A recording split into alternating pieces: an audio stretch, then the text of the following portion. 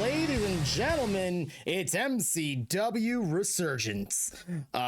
Super long intro. We're gonna work on making that a much shorter intro for the future because it was almost 4 minutes long. So we're gonna make that a lot shorter for the future. But welcome everybody. It is been 3 months since the last MCW. We closed the doors, but fortunately, due to somebody being super generous and super kind, MCW has reopened their doors. And quite frankly, we're not going anywhere for a hot minute. And it's going to be everyone's problem. Mostly mine, but everyone's problem. Ladies and gentlemen, on the card tonight, you have yourself the Mango Time Championship on the line in a ladder match. AKG. Is this the home of Joe Hendry? No, it is not. Joe Hendry is not here. He's in WWE. Hi, Jared. I love you. Hope you had a good day at work. Anyway. Joe Hendry is not here. First match, Mango Time Championship match, AKG versus Professor Jolty versus LaRue versus Jared versus Azure versus Anxiety Sauce versus the former Mango Time champion, Baconic versus the current champion, El Scapo. I might appear now that I've said his name. Thank you, Jared. I don't know what you mean. I haven't heard anybody say his name. I do not know what you're on about. Nobody said Joe Hendry's name, like, at all. Oh, God. Who? I did, didn't I? God dang it. All right, that's enough of that bit. All right, that's enough of that bit. Anyway, Mango Time ladder match on the line. El Scapo will be defending against everybody. Trial of I'm thrown off now. Joe Hendry threw me off. Damn it! Damn you, Joe, and your damn Hendryness. The Trial of the Gods begins tonight and will conclude in 2 weeks' time in a elimination chamber for the Gift of Gods title. Tonight's trials include the Trial of Chaos, the Trial of Endurance, and the Trial of Reflection. In the first trial, we have the Trial of Chaos, the Falls Count Anywhere match. It's Nick, your very distant cousin, versus Trashley Pelican. Then your MCW Feels Good Man Championship is on the line. Summer Bree wants to become a 4-time champion, and Dinah wants to prove that he is him. Title on the line, let's see what happens. Trial number 2, the Trial of Reflection. It's a 15-minute Iron Man match. Bell versus Raven. Can this rivalry that came to a budding end for the Gift of the Gods title be rekindled here tonight? We'll find out. Triple threat for the MCW Multimedia Championship. It's Monster Moment versus Ginger versus Amy. Who will walk away with the newly minted Multimedia Championship? Then the last trial of the night, we have the Trial of Endurance, a last man standing match. It's Chonka Tonka Joe versus Chuboy. And this is not their first time meeting. It's definitely not going to be their last. And then finally, we have 3 other matches. Not finally. Then finally, the next row, as I get to here, it's the Hardcore title online in a hardcore match. It is Pluto wanting to reclaim that title and sit upon her broken throne to take on the definition of hardcore. It is Charlemagne. The MCW World Tag Team titles are on the line. The G-Spot wants to reclaim their tag team titles and also make up for their blunder in the War Games at EGMCW. The Duders, however, have no plans to let those titles get out of their hands, and on top of that, want to keep the momentum going after beating the great minds of EGW at EGMCW. Who will be on the top of the tag team division by the end of tonight? And then finally, your main event. Crickets wants his world title back, and tonight he's going to take on the Oni Evie and see if he can topple what Ross was able to do in EGMCW and beat the Oni in a definitive decision. Ladies and gentlemen, I'm going to shut the fuck up and we're going to get on to our first match. It is Mango Time, baby. As you all know, in tradition of Mango Time ladder match, we do have one rule. We didn't do this over on EGMCW, but understand there is one rule and there's always going to be one rule. If we're going to do a Mango Time championship match, we must Mango Time. We must Mango Time? We must Mango Time. When it's mango time, mango time. Mango, mango, mango time. It's mango time in Africa, mango time. Mango time. It's mango time in Africa, mango time. Mango time. It's mango time, man. Let's get into it.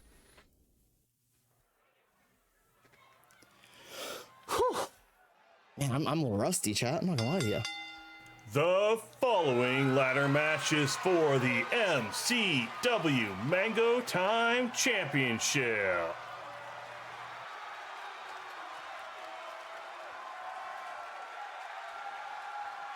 And if you guys don't notice, that is our lovely Azure Kale on announcing tonight. Introducing first,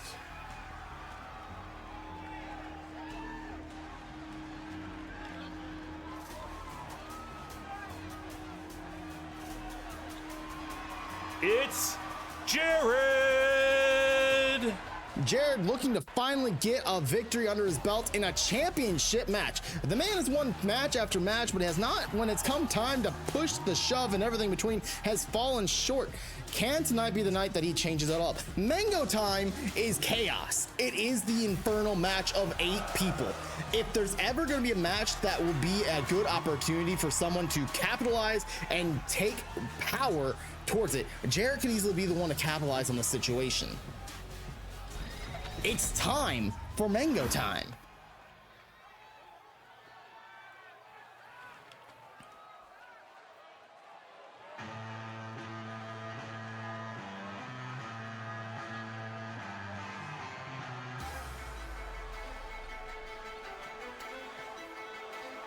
And next, it's Angry Knife Gaming AKG.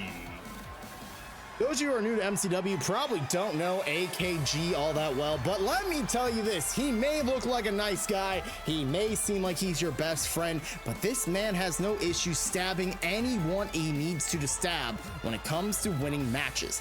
He has been part of one tag team, the Blade and Brain, and guess what? He severed the brain away from the blade, and now he's back to singles action. Can the former Feels Good Man champion, can the former Gift of the Gods champion, can the man known as Angry Knife Gaming climb the ladder to the tippy top, to the pinnacle of the Mango Time chaos as everyone around him lies dead, probably full of stab wounds? I don't know how those got there. Yeah, we do. It's AKG, the Angry Knife of MCW. AKG trained under the tutelage of that of Shinsuke Nakamura. The man knows how to Kinshasa just like Shinsuke, and you better believe that his is a little bit more sharp, to say the least. The Prince of Strong Style stepping into this ring, ready to start slicing his way and carving an attitude of a definition of a new era of Mango Time. You have to understand, AKG is one of the more winningest wrestlers in all of MCW. He's competed for world titles. He's been in the Riley Cup. He's won half of the winners of the Riley Cup season 2 of last year. But now he's more focused on singles competition, less on tag team. He wants to get back to the top of that pinnacle. This is how you start. You start here in Mango Time. And next, she is Baconic. It's a damn shame that what happened at EG MCW happened. Baconic lost the Mango Time title. It was not a successful defense. She is now a former 2-time MCW Mango Time champion, but tonight could be history making. Is tonight the night that Baconic becomes the first ever 3-time Mango Time champion? Or is this the beginning of Baconic's reign to bigger things? Not that the Mango Time title is a small time title, but we all know what we're here for. If you're wrestling in MCW, you're after one thing only, either the MCW World title or the MCW World Tag Team titles. All the other titles, in everyone's opinion, are lesser titles when it comes down to it. So Baconic has to wonder right now, what is the path she takes after this match? If she wins, keep going Mango Timing. You Mango Time till your body can't Mango Time no more. But if you are not able to win here tonight, what's next for Baconic? What does she have to do to get in that world title picture is the question you have to ask right now. She seems like she's already got it. She's the second ever 2-time Mango Time champion, so she definitely has the rights and the criteria to fill that role. And next, the Lucha Wizard, Azure. Now see, Azure we know very little about so far in wrestling terms. He has come over from EGW to represent them here in this Mango Time ladder match. He did compete in that ladder match at EGMCW. The man has smoke like nobody smoked before, but we all know the true high priestess of MCW is Chaboy. So if this man's trying to go toke for toke, Chaboy might have a word for him. Can this Lucha Wizard magically cast his way up to the top of the ladder and take the Mango Time title back to EGW tonight? God, I hope not. But also, I kind of hope he wins. But also, God, I hope EGW doesn't get our title. That'd be so bad for us on our first night back. Oh, God. But again, I hope he wins. But please don't take the title back. Stay here. We'll offer you more. Anxiety Slaw. We'll offer you more, Azure, I promise. We can promise you a spot in the commune. Granted, the commune is now the Commune LLC. The water park boys, you know, they teamed up with the commune apparently. I learned this a couple weeks ago. It's now the Commune LLC. Kissy Dinah. Erica has sold out to Tormy and is now prophetizing the commune. It's now a weird cult that's also a massive business, and they're willing to buy people into the commune. It's no longer your brother, sister, and your father, brother, sister, man, wife, husband thing. It's a whole weird incest thing. I don't really fully understand it. Erica knows it better than me. She just gets it. She has a way with words. She sent Tanuki off to go do some business elsewhere, and you better believe that she's gonna find her way to Wincest the Incest. Brother Father Yo Chaco. Listen, the commune has a very dark past. They are neither they're definitely proud of their comings. Former MCW Village Tag Team Champions. The commune are willing to accept any more brother fathers and sister mothers into their lives. You just gotta accept them and pay probably a hefty price. Erica wants her first title here in MCW. Will it be the Mango Time title? Sorry, I started getting a little winded there. Damn, getting older and shit. How dare I? You talk about somebody who I'm afraid to take the title back to EGW. It's this man right here. This little pepper. This damn pepper. Aging, right? And next, We talked about Professor this. I say 30 forever. Jolty. Now, see, when we see Jolty on EGW, he definitely has a more pep attitude. This is a little bit of a darker pep. This is more of a keck attitude, if you ask me. I've done too much of that already. It's okay, Choco. We all gotta age eventually. It's you know, I don't know, man. Not allowed, no aging. He doesn't want me to get older. That's what's happening. The cursed Pep is on his way. Madara, get your ass over here. The cursed Pep is on his way into the ring. This is a terrifying, I think he's like over 7 feet tall, 600 or something pounds. Professor Jolty is a terrifying giant. I think he has to reach up and he can grab the Mango Time title. The power of Pep compels you, everyone. If an EGW wrestler had to take the title back to EGW, please, for the love of God, let it be Azure, not Professor Jolty. I'm afraid to see what he's going to do to that title. Wait, this isn't how I remember Professor Pep looking. It's because he's evil, or MCW makes people different. They act strange. They feel all the warm and tinglies inside of them. Guys, fuck about to kick some ass. Gamba, Gamba, Gamba. Oh, yeah, we can Gamba. Oh, shit. Speaking of Gambas, I forgot he was even in this match for a second. Oh, yeah, that's a good Gamba, actually, Azure. Oh, God. I got to make the chat a little bigger so I can see the prediction thing.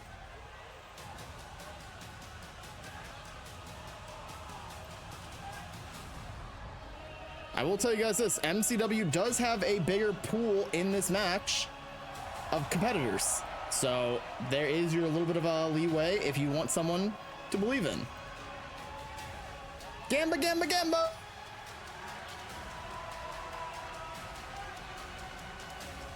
Now see, here's what's terrifying here. Even though LaRue is on EGW, am I technically MCW? You're 100% MCW. You're 100% MCW. Put your finger, And acknowledge next, him. Acknowledge him, damn it. Your tribal lunchbox, LaRue. LaRue may be EGW, but he has been seen in the back speaking to one Dark Siren. I don't know what that's about. They had a fatal four-way back on EGMCW a few weeks ago, not a few weeks ago, last week. They seemed like they were in, you know, good hands with each other. They didn't really attack each other all match. So what is the reasoning here? What does Dark Siren have for LaRue, with LaRue, around LaRue? Does she have him in, you know, tighten the leash? She is a dog mom, and y'all know LaRue loves moms. She's a dog mom. This man uses so much money, he is the only reason EGW can't make a profit. Don't worry, MCW knows how to make a profit very easily. Step 1, get a hot nurse. Step 2, send G-Man to see hot nurse. Step 3, profit.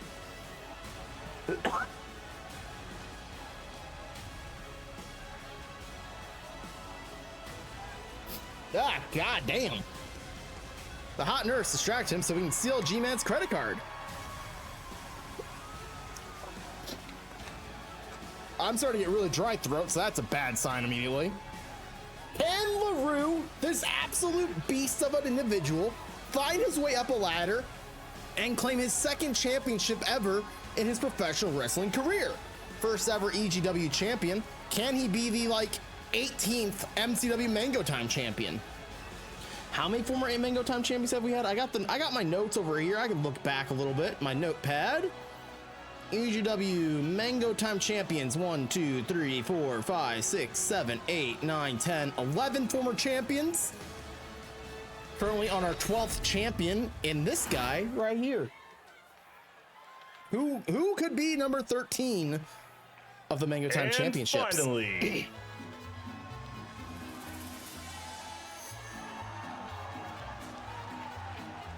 There he is. the champion, El Scapo. El Scapo climbed the ladder back this past Friday to win the title at EGMCW. Now, he has to defend it almost immediately, which is really unfortunate for him because Mango Time championships are only defended in ladder matches of 8 different people until you're able to successfully defend the title. I'll give you guys a spoiler alert. We've only ever successfully defended the title one time, PRC Dave. That man defended it against, you know, he won it back-to-back Mango Time ladder matches, and we're like, well, you know, you've done the unthinkable. Here you go, buddy. Can El Scapo be the second ever person to successfully defend the Mango Time Championship and not have to redefend it in another 8-man ladder match? And gentlemen, the match is about to begin right now. Well, not right now, but like right now. But like right now? Like right now? There it is, the bell is rung, and oh my god, they're already beating the crap out of each other. Quickly, Azure being taken down by AKG and LaRue going right after El Scapo. Jolty sending Baconic out of the ring, and Jared and Erica having their own war on the outside too. Erica, steel chair in hand. Jared knocks out of her hands. Baconic throwing Professor Jolty into the barricade. Good move as Azure, well, he was trying to attack AKG, but he missed wildly. Unfortunate for him. LaRue, angry at the world, attacking Azure. This man is vicious of his own, you know, world. And here comes Bernie with the steel chair.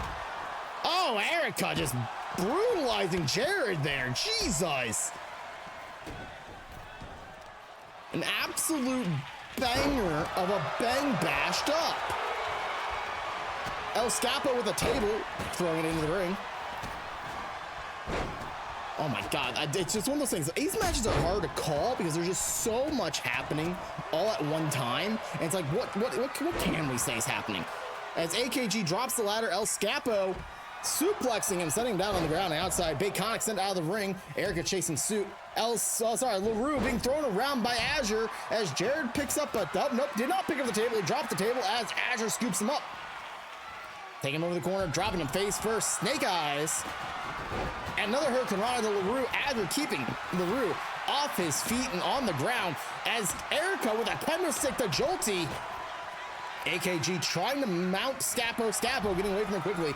And Erica still kendo stick in hand. The commune is out for blood here.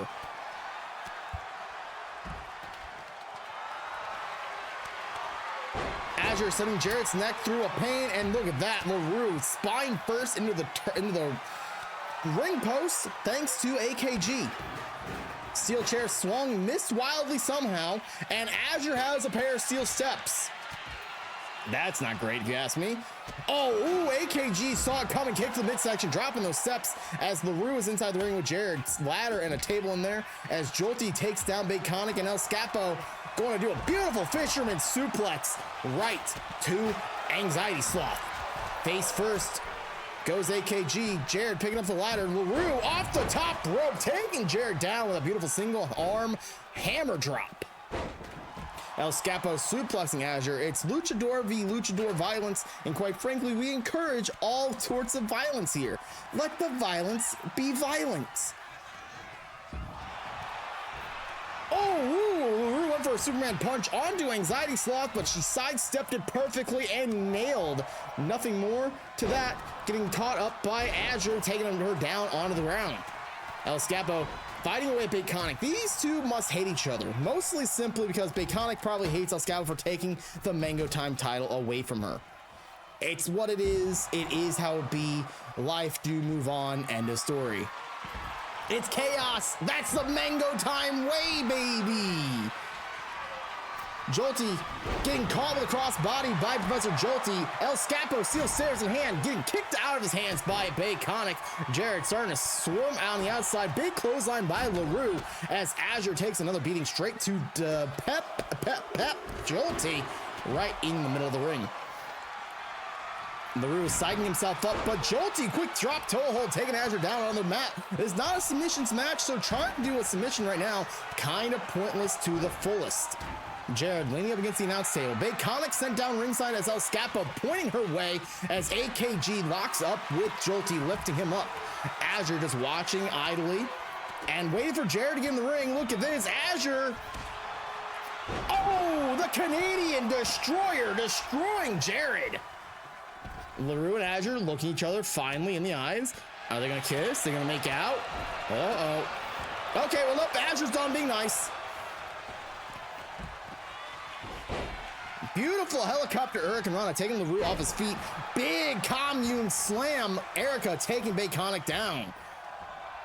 Azure, perfect suplex on the bigger man known as LaRue. My God, the muscles of LaRue weigh just about as much as Azure's entire body, so you have to imagine that that was no easy feat whatsoever. Speaking of Hurricane Rana, it's El Scapo being sent for a ride by Anxiety Sloth, locking it back up with Jared. Jared sent over the top. No, never mind. He sends Eric over the top rope as Azure locks a crossface into LaRue as he throws Azure off his back. Up, LaRue's down.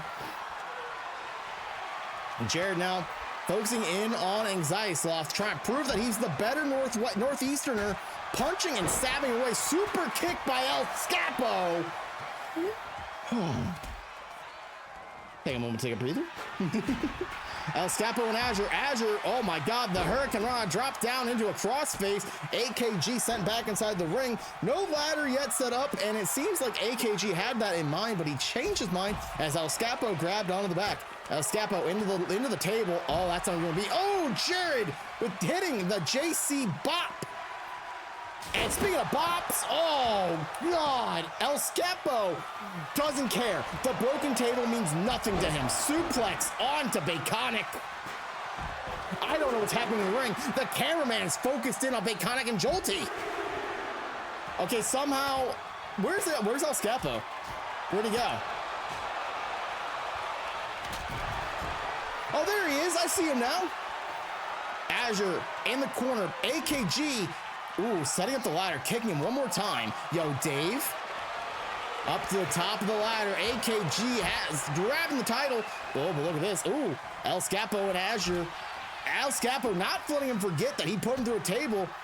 Is that the Scatplex? Scat bomb! Scat bomb! bam, hit in the center of the ring. If this was a singles match, it'd be opportunity right now for Scap to pin him, but Scap taking a different opportunity, climbing the ladder, trying to reclaim his title.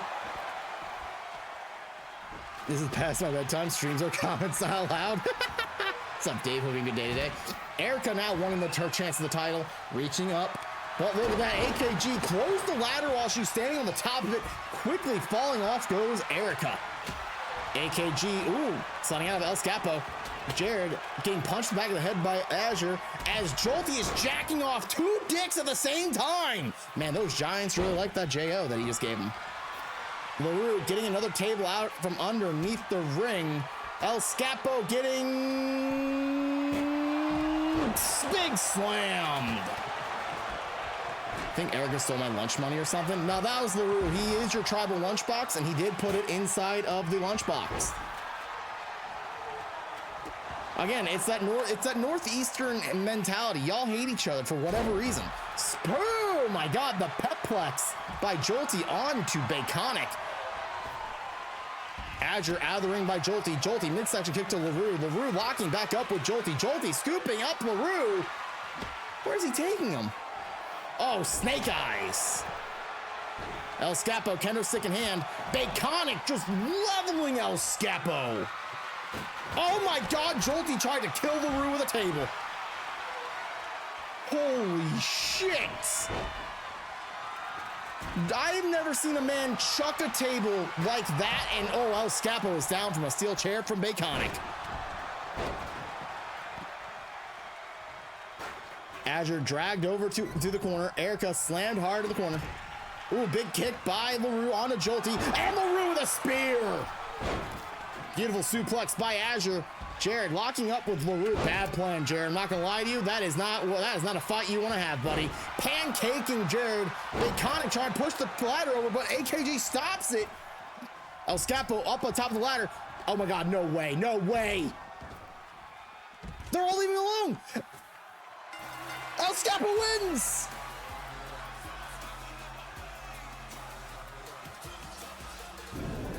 El Scapo has successfully defended. This is a second time ever. Holy shit. El Scapo, successful defense. This man is built on straight speed and strength. What's up, Scap? El Scapo with a successful defense. This man is just purely built different. GG to those of you who believed in the MCW lunatics.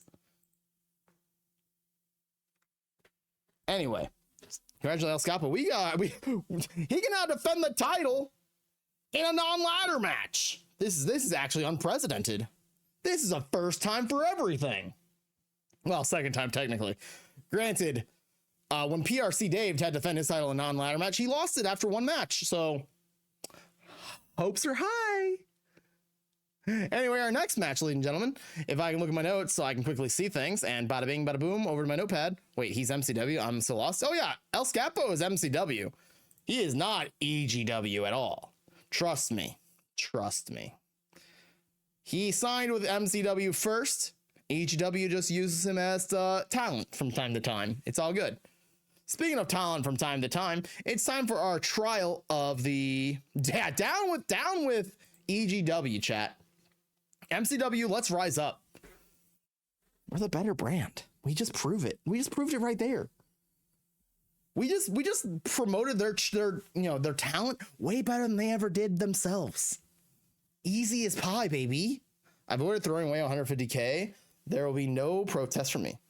Concern Doge? Listen, end of the day, everyone will be MCW. Trust. You know how you can easily be MCW? By doing this. Simple things. It's such a simple thing. If I can just, oh God, I gotta scroll through the hit. Oh, right. We watched a lot of Yakuza, didn't we? Oh God. Hang on. Getting to the point. Ginger's gonna make a point. You guys want to be MCW? You can be easy into MCW real easily just by doing one simple thing. Typing exclamation merch and grabbing yourself one not exclamation anal, no. Grabbing yourself an MCW Mango Championship Wrestling shirt. May it be this shirt right here. Ooh, wow, it's all pixel-like. It's like retro and all that. Oh my gosh. Or if you're feeling a little more of a MCW classic style. Oh, wow, look at that. It's way cooler looking. Oh my God. No exclamation anal. Grab your MCW Mango Time Championship Wrestling. Not Mango Time Championship. Mango Championship Wrestling shirt. ASAP LMNOP. Available now on the merch store. No, no, no. No, no, no, no, no. No, no, no. All right, little sisters, calm down. Our next match, it's the Trial of the Gods. Not the canal. No surprise anal here. I believe that's just called. Okay, let's go to our next match. Sorry. About died a little bit. The following is a Falls Count Anywhere match for the Trial of Chaos in the MCW Trial of the Gods tournament. Introducing first, your very distant cousin, Nick. Yes, what's up, Kyle? Your very distant cousin, Nick, former MCW World Champion, former winner of the Gift of Gods title. This is a very familiar place for him. Can he win this tournament a second time? Can he become Gift of the Gods? Gosh, this announcer is terrible, Kappa. This announcer is top tier, best in the world, paid with schmeckles and gold. How many schmeckles exactly? 4.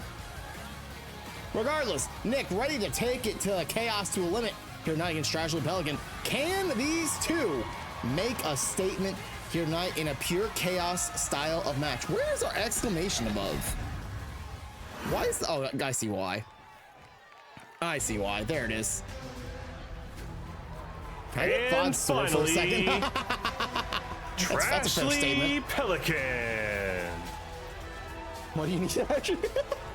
Those who don't know Tragedy Pelican, she is by far the queen of Fall Guys. She is the admin of the Fall Guys competitive Discord. And you better believe that she was the very first ever MCW Village champion.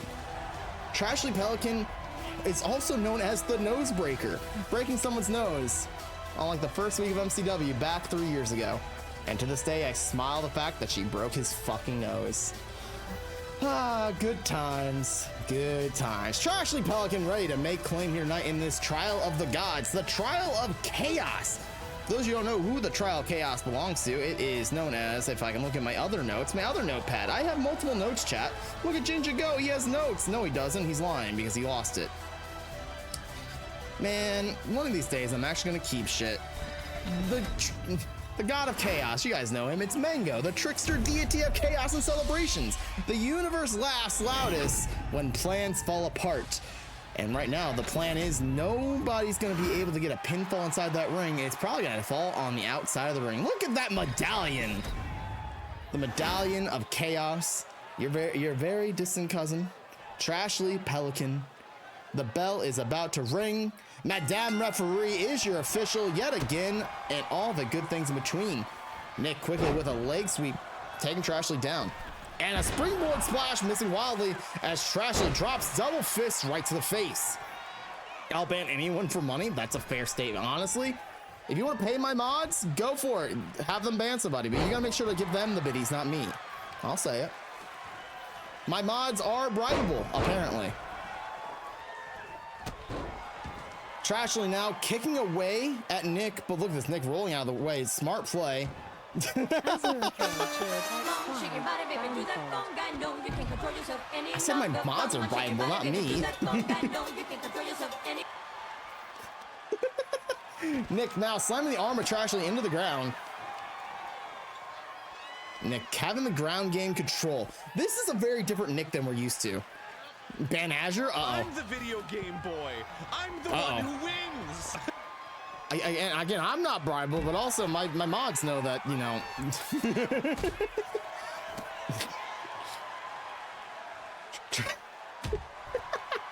I didn't receive the, exactly, he didn't receive the money. I mean, you give Fod the bits if you want someone to be banned. Exclamation kiss I'm Dinah. the video game Every day of the boy. week, baby. Come here, I'm the Dinah. one Get, who pucker your lips, buddy. wins. Pucker them up, baby. Don't have to convince me twice on that one.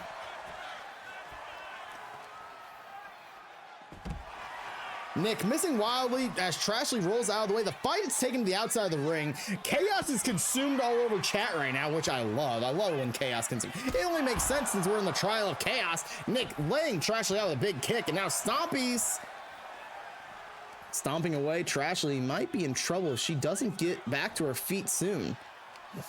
Nick wrenching the knee. This is, again, a very different methodical pace for Nick. Nick is normally this fast-paced, high flyer around the ring, bouncing. He is so very bouncy. But quite frankly, he is starting to rip and tear away at Trashley's leg. Where is the Chaos Crew? The Chaos Crew, you know, members known as, where is our leader? You mean Belle? She was here. Oh! For those of you wondering if that's a felony class action attempted murder, no.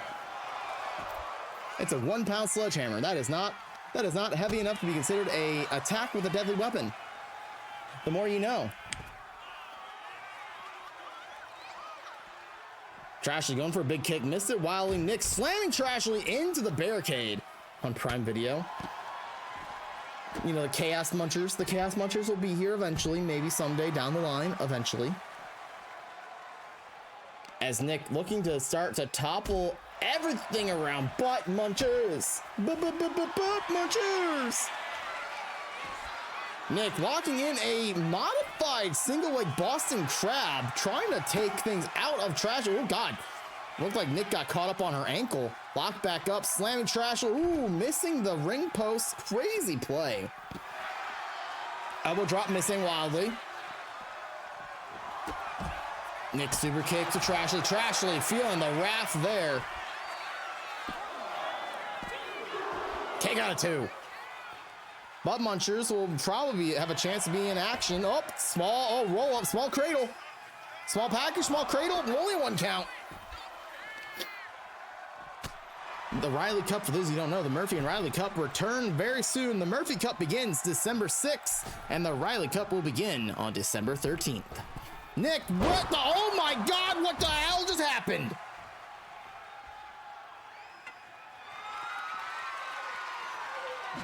Oh my God! Nick's pop-up DDT. What even happened? Nick now trying to put in the potato salad, the submission hold that he's used to make people tap out for championships. With his potato salad not strong enough.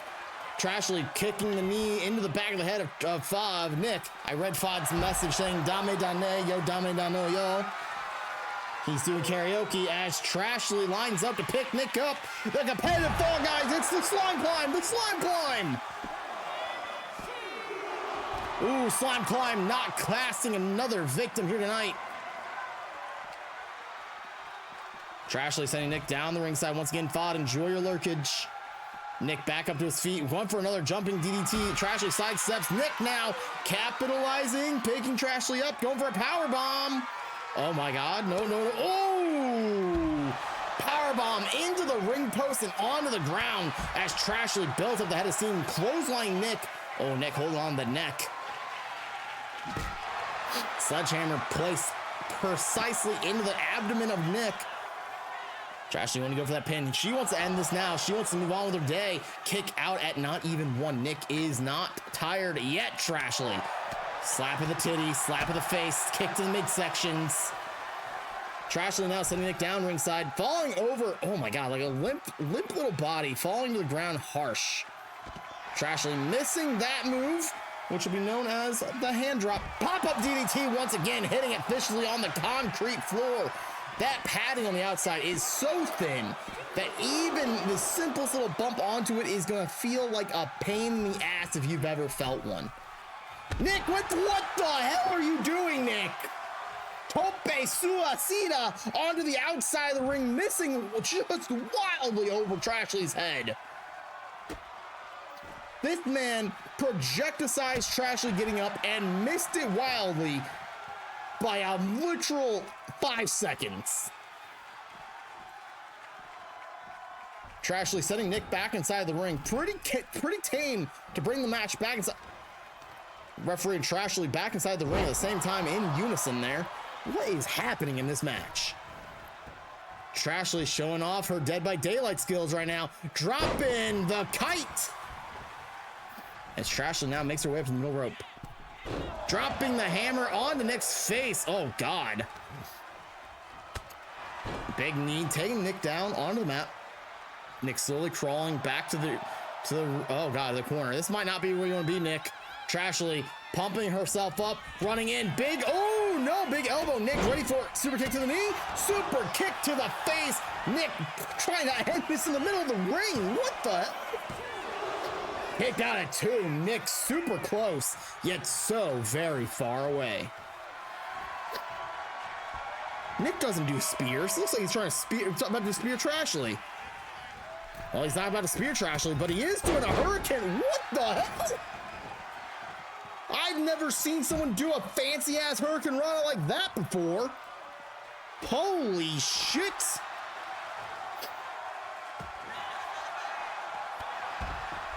Trashley clothesline Nick, and now it looks like she wants to get a toy from under the ring. It's a kendo stick. Oh no. Oh Lord. Oh my God. She missed him wildly there. Slapped the kendo stick out of her hands. Nick now. Oh God. Oh, Trashley fighting back. Elbows right to the midsection of Nick. Nick is going to feel that probably in the morning as Trashley. Oh, she hits the hook. She hits the hook. Nick is on the hook. It's match over. Trashley wins the first medallion in the Gift of the Gods tournament.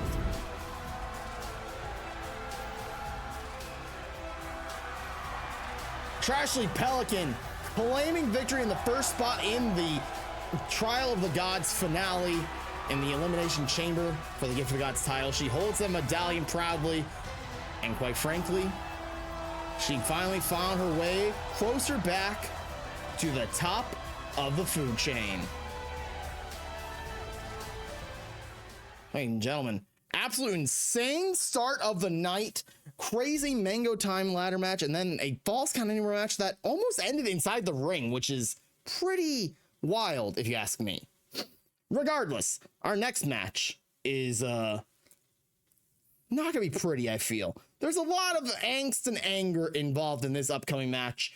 It is the oh my God, MCW Feels Good Man Championship match. You have to believe that Dyna, after his little bit of slip up when he went over to EGW he was supposed to, scout, get some information. He ended up in a match against one Jameson Wilcox or some fighter pilot from World War II or something. I don't know. He don't matter to me. That guy means nothing to me. You know what does mean something to me? That Dyna is still him. And tonight, he wants to prove that he is him as he tries to stop and derail the momentum known as Summer Bree. Summer Bree, a former 3-time MCW Feels Good Man champion. She wants to give out hugs, and she wants to make sure that everyone is loved. Tonight, will Dyna feel loved, or will Dyna feel like a champion? Let's find out right now.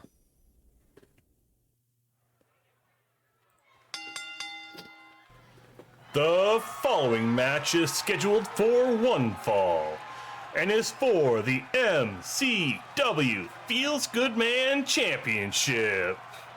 Yo, we're killing it on the announcing tonight, chat, just so y'all know. We talked about it. Summer Bree, a former 3-time Feels Good Man champion. She just wants to make sure everyone feels loved and that everyone is getting the hug that she deserves. She's the queen of the Chonkabos. She's going to bring the chonkiest of Chonkabos into this match, and she's going to slam down anyone who tries to get in her way. Tonight is like any other time she won the title. When she beat Oracle, when she beat the Unthinkable Baby, when she beat... Who did she beat the other time? It doesn't matter who she beat them! Because that person has been redacted from the record books. But it doesn't matter about that part. The point being is that Bree wants to get back on top. She wants the summertime to be felt in everyone's souls as she gives that big, beautiful hug. But will Dyna accept the hug tonight? It's hard to say if he will or not. Because he is him.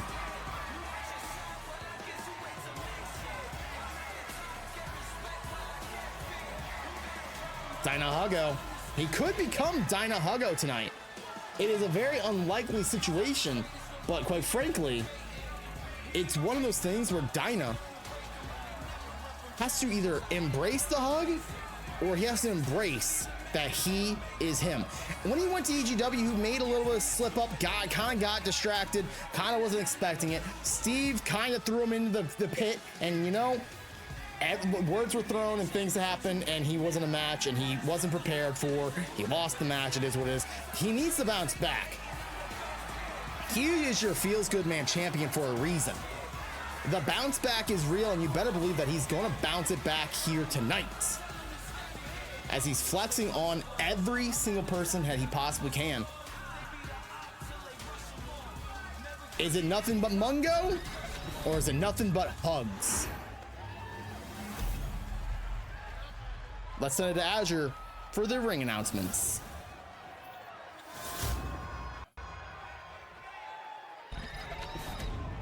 I went a little too soon. Now send it to Azure for the ring announcements.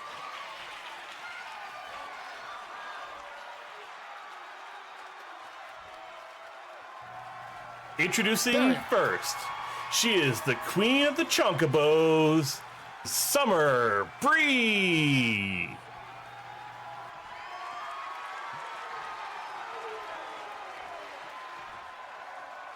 And the champion, he is Dyna Mungo. Bree. Mungo. I gotta be unbiased. I can't show favoritisms. It's not allowed. I can't show favorites. You guys can show favorites. Chat for who you want to believe is better in this match. We didn't do a prediction because I was silly and forgot to do it. Oh my god.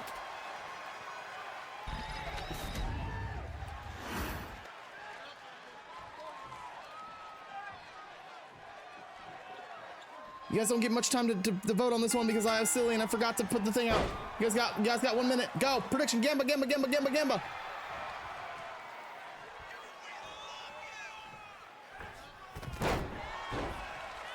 Yo, Crickets, thank you for the happy birthdays. Gamba. Joe Hendry will win. No, he will not. Stop it. No more Joe Hendry. He is not here. No, stop it. Your nonsense is unaccepted. God damn it.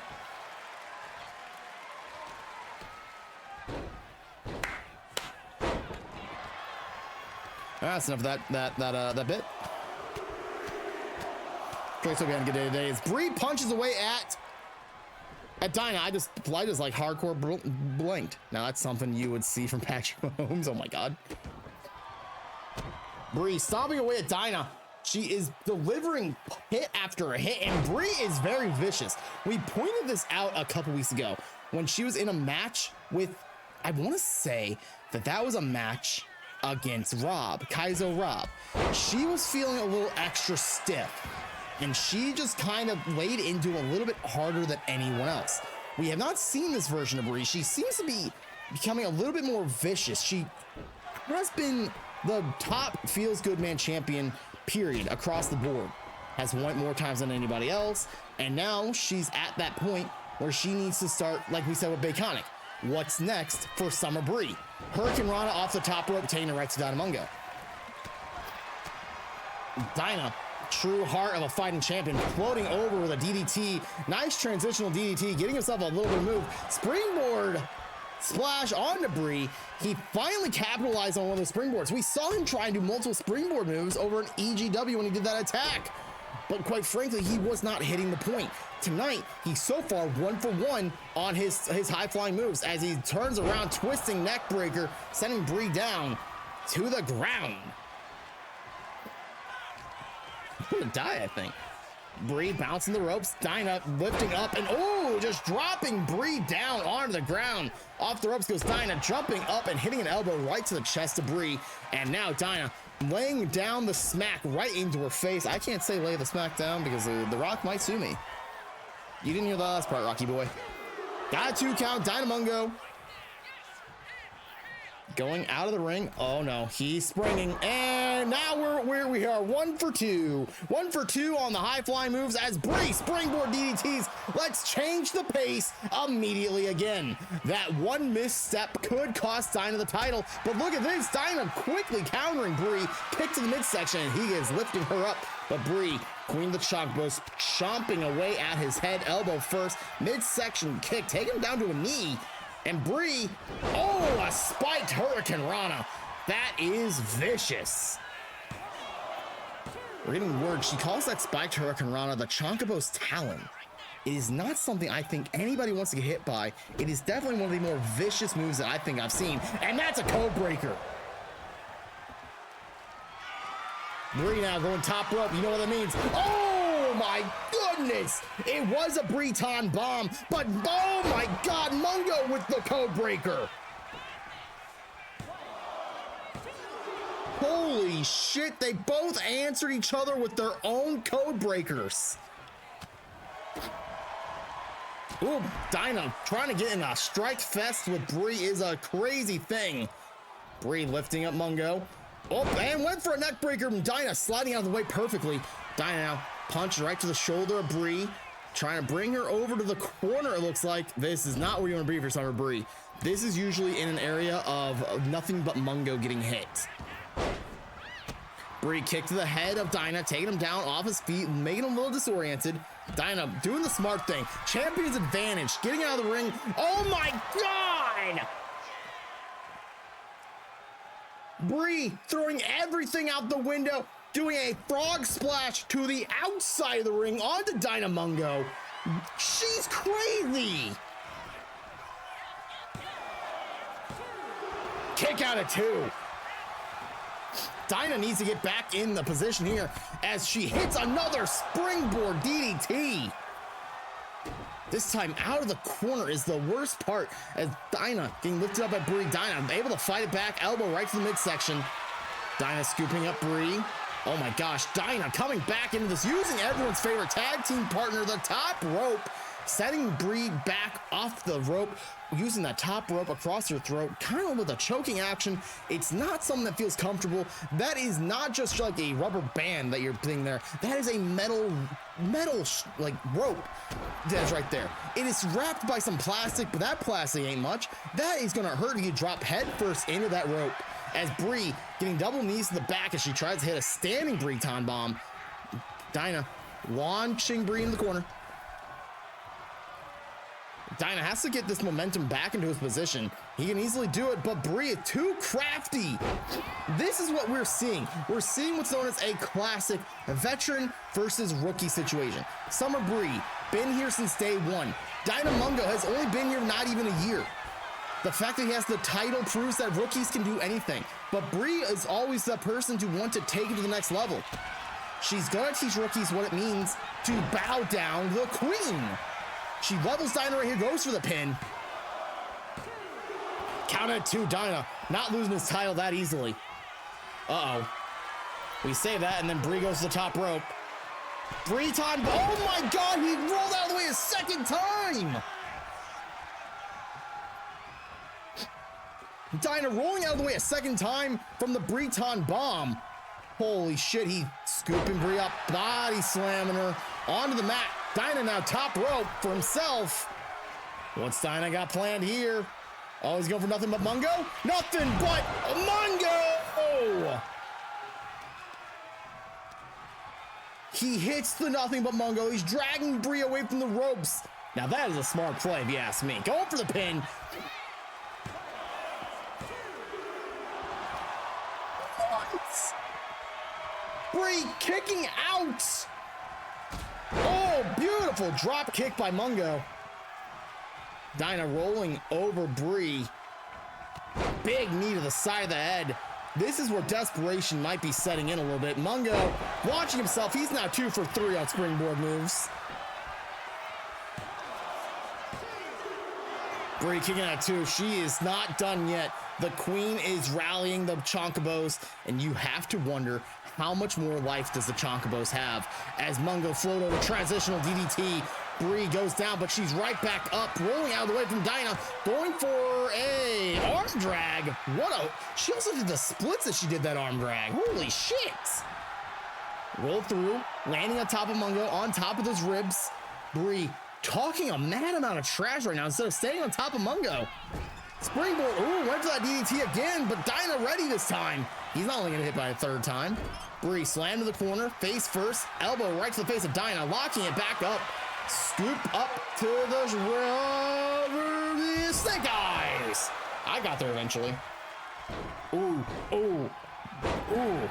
Bree bringing it back into her way, slamming. Oh my good God. Dinah about took her head off with that clothesline. Dinah now watching Bree back to the corner. This is where Nothing But Mungo is set up pretty much. Dinah he's setting up perfectly. Perfect body slam, going top rope. Is he about to hit Nothing But Mungo a second time tonight? Nothing but, oh! Nothing but a power bomb by Bree! Dinah, hold up. Oh, wait, what the? Oh, ooh. Midsection kick. Wait, no, what? The Summer Bree time flip bomb? Dinah to stall. Summer Bree's finisher. Holy shit. This man is him. He's your Feels Good Man champion. He did it. Oh my God. This man has stopped Summer Bree from getting her title back. Music, please, and thank you. Thank you. Congratulations, Dinah, on still being your MCW Feels Good Man champion. What is, like we said, we talked about it earlier, what does this mean for Summer Bree? She just proved that she can't get the title back. What is next for Bree? What does she do next? Does she go for a championship, different championship? Does she enter the Murphy and Riley Cup? Does she? No, she can't enter the Trial of the Gods. Trial of the Gods have already been set. Like that's already a set, done deal. But we have to wonder what's next for her, and we got to wonder who is now. Just like I scripted. Excuse me, you're scripting it? I thought I was scripting this. Shit. Regardless of who's scripting these matches, dun dun dun. Our next match is another Trial of the Gods. It's a 15-minute Iron Man match. We're going to run our ads. You know what you're going to miss during the ads? The entrances of both Belle and Raven in the Trial of Reflection, chat. If you guys are not subbed, you're going to hit with the ads. I'm sorry to tell you this, but you're not going to miss much. I promise.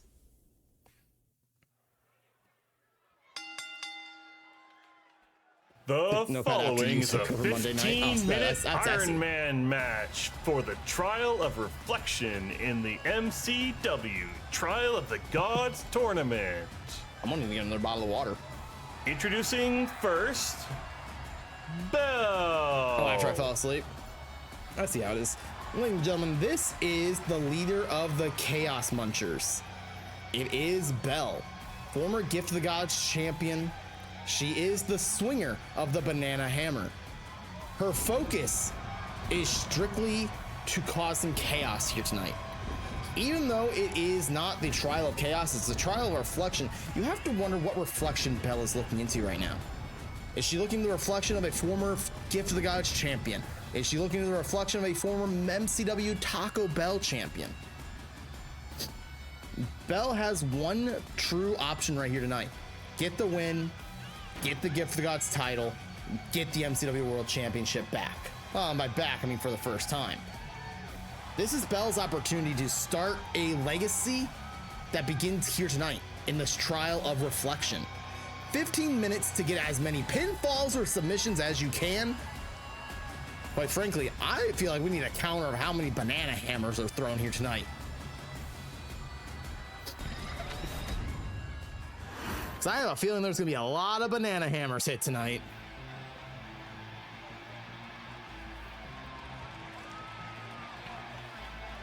And finally, Raven. Raven making her way down the ring. You have to look at Raven and you have to understand that there is a determination that most people don't see. She is a member of the G-Spot. She did come up short at the EGMCW in that War Games match, but the determination is still there. She's a former Gift of the Gods champion, former MCW world champion. She is one of the most dominant superstars here on MCW. Can the zombie princess herself capitalize on situations and change everything for the G-Spot and bring back the world title? Tonight could be the first step for the G-Spot to be back on top of everything. That both the Gift of the Gods, the tag team division, G-Man has a match for the Taco Bell Championship next week. They could have everything here tonight. The trial of reflection begins when Mr. Referee, that's right, Madam Referee needs a break every once in a while, chat. Like, we can't have her call every match. I have a heart sometimes. Sometimes people need a break. 15 minutes on the clock, starting now. Ooh, Raven go for a super kick. These two know each other well. They both fought for the Gift of the Gods title. Bell taking the title off of Raven, Raven taking it off of Bell.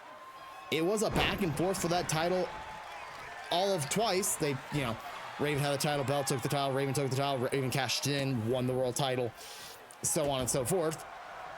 And now the focus is in here. Bell stomping away at Raven's back of the head. It is, well, Mr. Referee, I know you're a stand-in and a substitute for Madam Referee, but thank you for moving out of the way.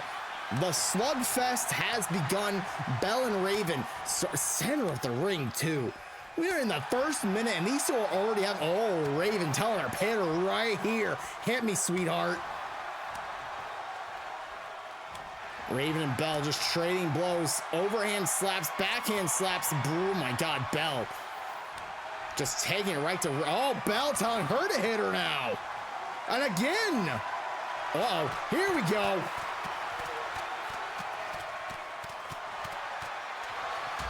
Oh, Bell capitalizing on the situation. And, well, where is Bell going? What are you doing, Bell? Oh, bye. Go up, Raven missed. And Bell hit? I don't know what happened. Looked like Bell may have hit her in the ass. I don't know. It was a weird, she kind of like flailed through the air and slapped her ass. It was kind of a strange situation across the board. And quite frankly, Raven, I think, didn't get hit as hard as Bell was hoping she would get hit. Raven now locking it up with Bell. Bell sent it to the ropes. Drop down goes Raven. Up and over Raven with leapfrog and big back body drop. Raven taking Bell down. Bell up and over the top rope. Punch to the face. Raven begging you sure that Bell is taking off her feet. Remember, even though this is an Iron Man match, there are disqualifications and countouts. This could be an easy way for Raven to get a point. But Raven, beautiful drop kick, kind of sloppy actually. It looked good at first, but it was kind of an awkward trajectory. It just kind of hit weird and awkward. I wonder if she did more damage to herself than she did to Bell there with that one. Bell now rolled over on her side, kick to the spine, Raven. Ooh, beautiful standing moonsault.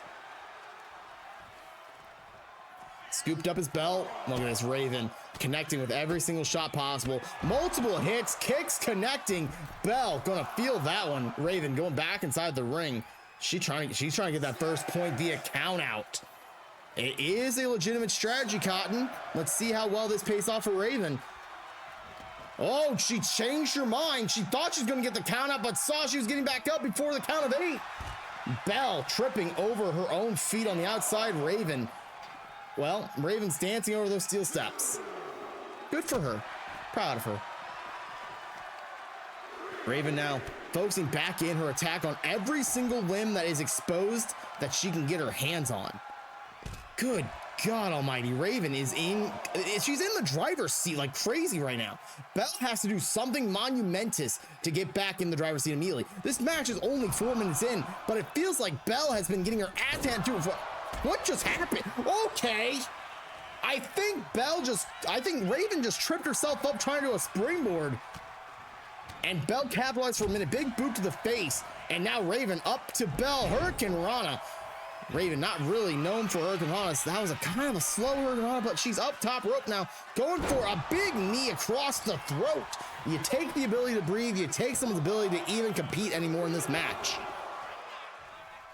Kick out of 2. 4 minutes have elapsed. Looks like Raven going in for what could be the first fall. R360.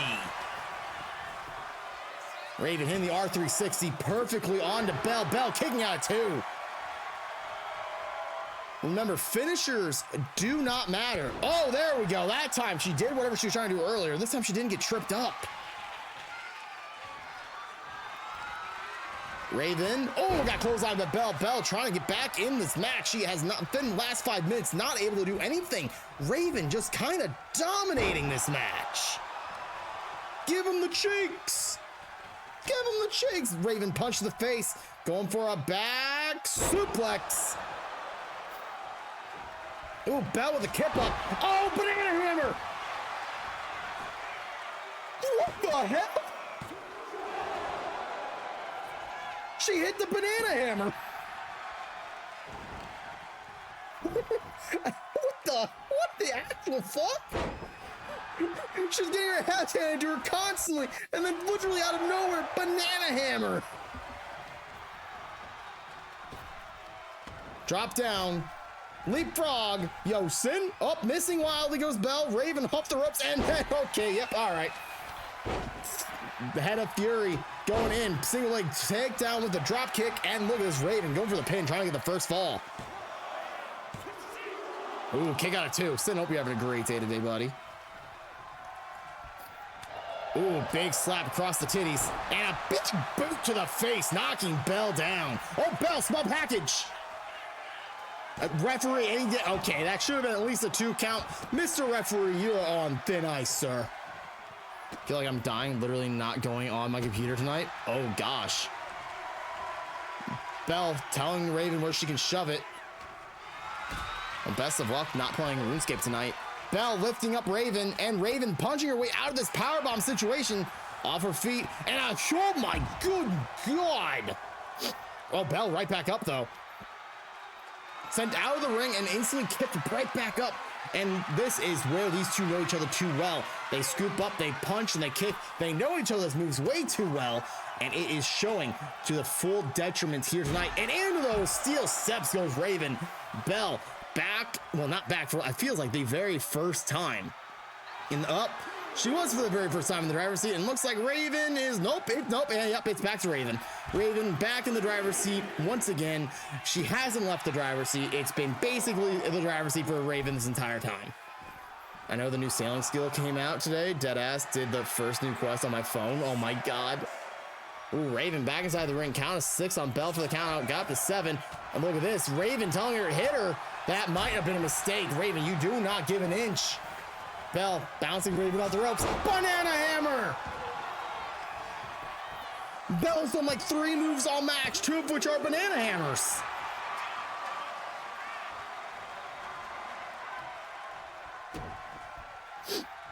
Oh my God, Raven. Quit tell, oh, whoa.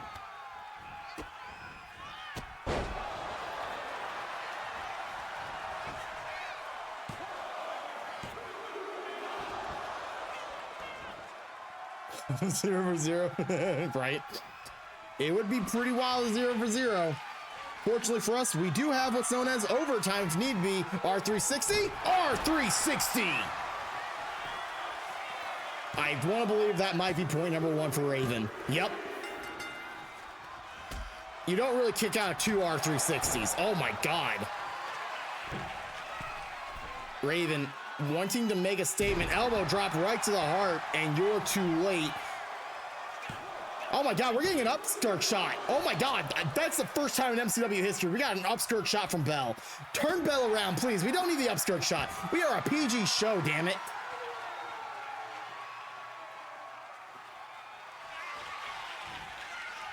R360, oh my God. It's 2-0. Raven in the lead dominantly. 6 minutes and 15 seconds left on the clock. Well, Raven's trying to get around Bell. Bell opting to go up. Raven may have miscalculated a little bit. Let's see if she beats B 7 pins. I don't know if that's possible. B was incredible during that match. And that best too much swearing. Okay, listen here. We don't need to be rated NS17 or whatever it is. Raven slamming Bell hard into the ground. And look at this, Raven calling her spot again. Is she going for a fourth R360?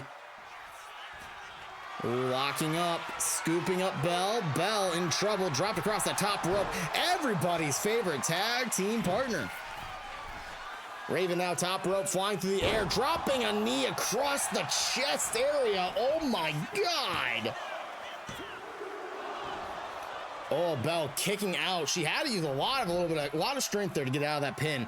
You have to imagine, Raven dropped her entire body weight, knee first, into the chest of Bell.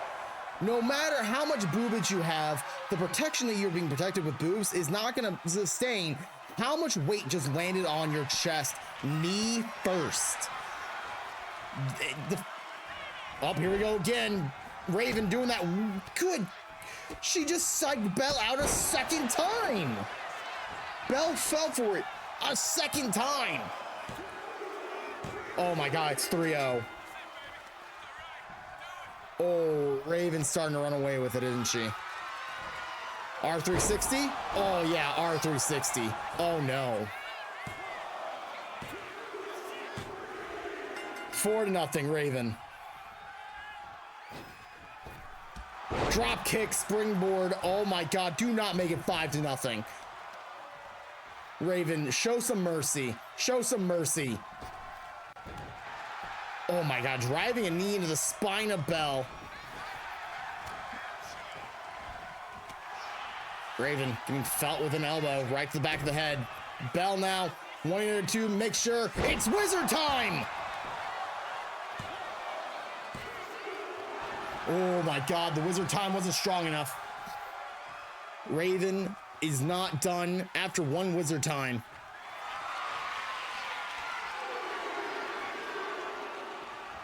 Unfortunately, that is the third banana hammer. Is that enough to put Raven down? Oh my God, Raven! Raven having some weird plot armor that I did not see coming has kicked out after 3 separate banana hammers. Finishers mean nothing as she misses that clothesline on a seated Bell. Oh, Bell, I don't know what she was doing there, but sidestep goes Raven. Raven scooping Bell up. 3 minutes left on the clock. Raven is in the lead, 4-0. Bell has to do something quickly or she's gonna lose. The trial of reflection is here right now. Was that another banana hammer? I looked away for a second. Was that a 4th banana hammer? I think that was the 4th banana hammer. And look at this, Bell now going for a submission. So she's trying to stretch out the neck and stretch the arm. You have to realize the goddess named Orin, the goddess of Shadows and Mirror, wants to watch this match at her best. The greatest opponent you'll ever face is yourself as these two stare into the reflections of one another here tonight. Bell flailing her arms, big chop to the head of Raven, tagging her down center of the ring. Bell has 2 minutes and 10 seconds left to make some sort of offense. Oh, big boot.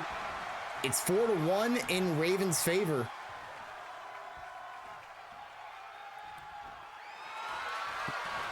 Bell sending Raven over. Oh my God, a kick to the chest. Bell now. Big, oh, one for suplex. Raven punched her in the face. And look at the small package. Oh my God, quick small package roll up by Raven. Kick out of 2. Raven lifting up Bell. Midsection kick, knee to the gut, and look at this Raven fisherman suplex with a bridge, but didn't stay connected for some reason.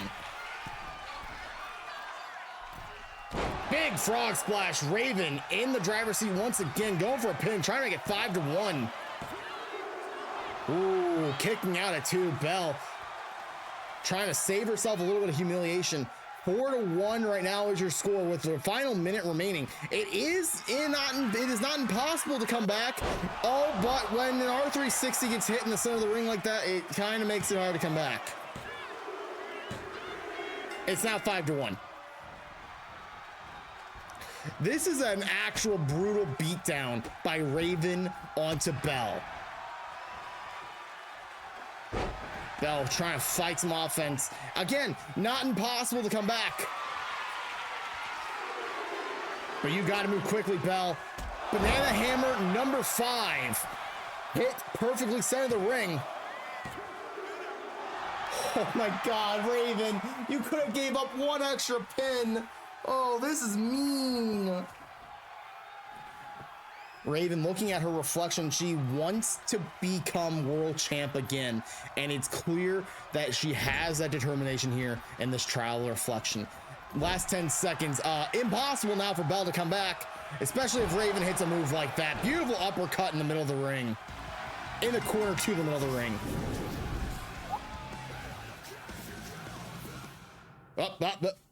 Sorry. There you go. Ah, damn it. Raven winning the medallion, doing what she's got to do.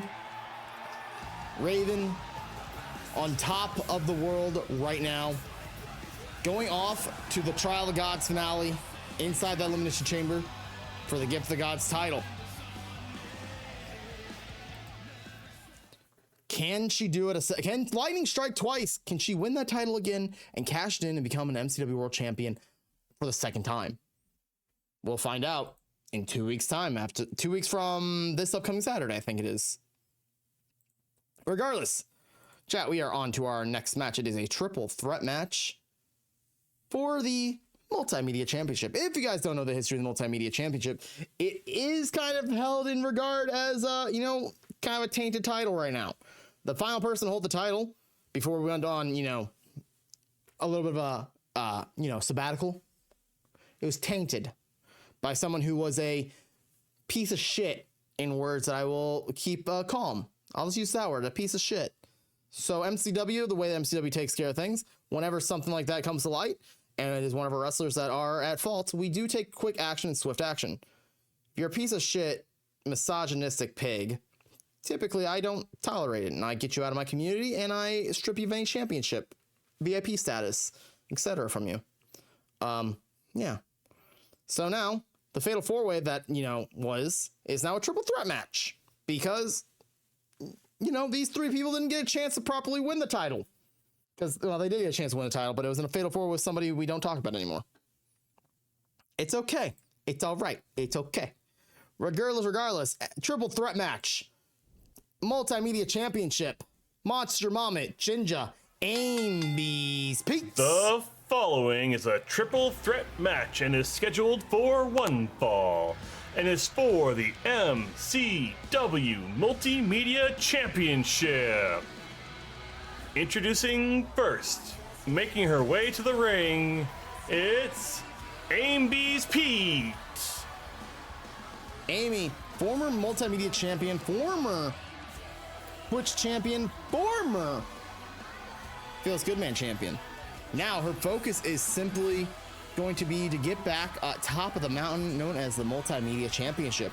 She has known much fame, and she's going to make sure that she has fame once again. It is only a matter of time that she finds her way up to the world title picture, but tonight it's not about the world title for her. It's about simply becoming your 2-time Multimedia Champion. Speaking of which, there is a Gamba up right now. If anybody wants to put their points on the line, put your mangoes where your mouths are. 2-minute Gamba. Gamba.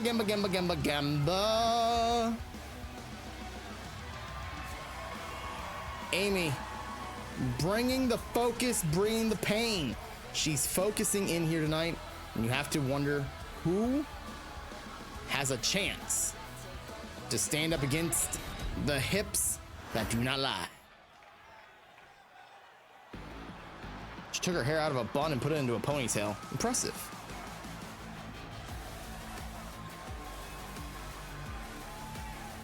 Introducing next, it is Monster Moment. Monster Moment, you have to look at somebody who is the definition of MCW. Monster Moment might be that person. She was there on the first ever MCW. She was there on the first ever Mango Mania. She was the first ever No Limits champion. She killed her husband in the middle of the ring instead of Hell in a Cell. Pretty brutal. It's pretty damn brutal. She stole his jacket. She ran off with a mechanical gator. And now she's a part of a team called the Monster Fuckers. Monster Moment is, lack of better words, terrifying. But that terror is all in about 5 feet's worth of package.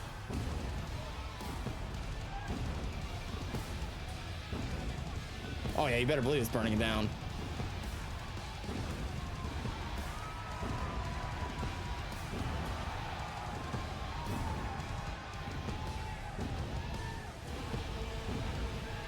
Whoa.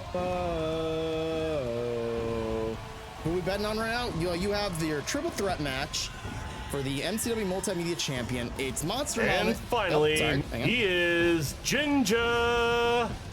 Jinja and Amy B's Pete. Who is going to win this match is the question at hand. Jinja, former Multimedia Champion, longest reigning bearded champion before that title got retired due to the fact that Jinja kind of got lazy and didn't want to remake it in another game. It's not an easy title to make. I've lost the assets to using it. Well, regardless, after coming off a big victory at AEG MCW, beating Pin in the ring after hitting a pedigree on him, unexpected. Man was trained by Seth Rollins himself, and he's burning it down as he aura farms for all of you right now. Yeah, we betting on the Multimedia Championship, which is, a title that needs a little bit of a clean slate, to say the least. We need to get past the past and on to the future, and the future is now, damn it. Also, chat, for a reminder, if anybody wants to become an MCW wrestler, just DM me. We can make things happen for you.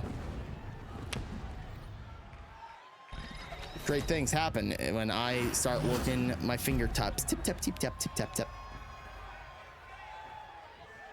Tip, tip, tip, tip, tip, tip, tip, tip, tip.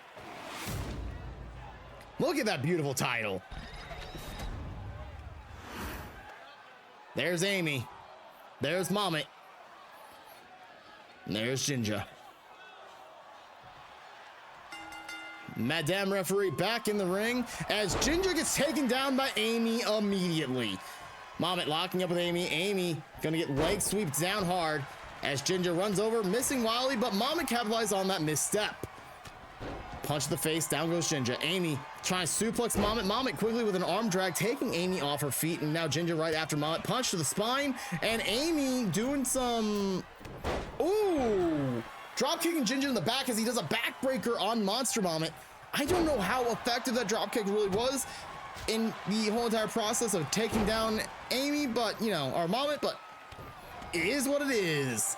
Double knees to the arm of Jinja as a punch to the spine of Moment sends her to the corner and sidestepped Amy in the corner too. This match is proving that what 3 veterans of the game are going to do. They know each other well, and they're going to be countering left and right. Drop toe hold. Amy getting walked on. Man, I wish someone would walk on my back. Moment, I'll need you on my back immediately, please. Amy now midsection kick. Lifting up Jinja. Oh my God, Amy. Oh, I thought she was about to powerbomb out of the ring, using everyone's favorite top rope tag team partner, the top rope. As Moment has a kendo stick in hand as Amy's wrenching the knee of Jinja. Hey, I need that knee, please. I don't want to hurt. That hurts. Ow. Ooh, kendo stick cracked across the head of Amy, going for a pin. Jinja breaking it up immediately. No disqualifications in this match, chat. Pinfall or submission only. Falls what's happening inside the ring. No count out is going to happen either. No one has an advantage here. No one's the no one's a champion. They're all former champions. This is the situation that they are in. They have no rules to play with. All they have is to beat the living shit out of each other. As Amy throws the kendo stick at Mama in the back of the head, this This is bad. Once those weapons start to fly, you get a little bit scared a little bit. Injuries happen on the most minuscule of ways, and a random flying piece of wood handy for your head typically can mean either a laceration in a spot that you don't want it, or a concussion. So please, remember chat, don't throw shit at people. It's gonna hurt. A Falcon's arrow onto Mommet. Jinja locking it up with Amy. Now Amy sent over the ropes, dropped down. And big back elbow, knocking down Amy. Amy going for the pin, or Jinja going for the pin on Amy.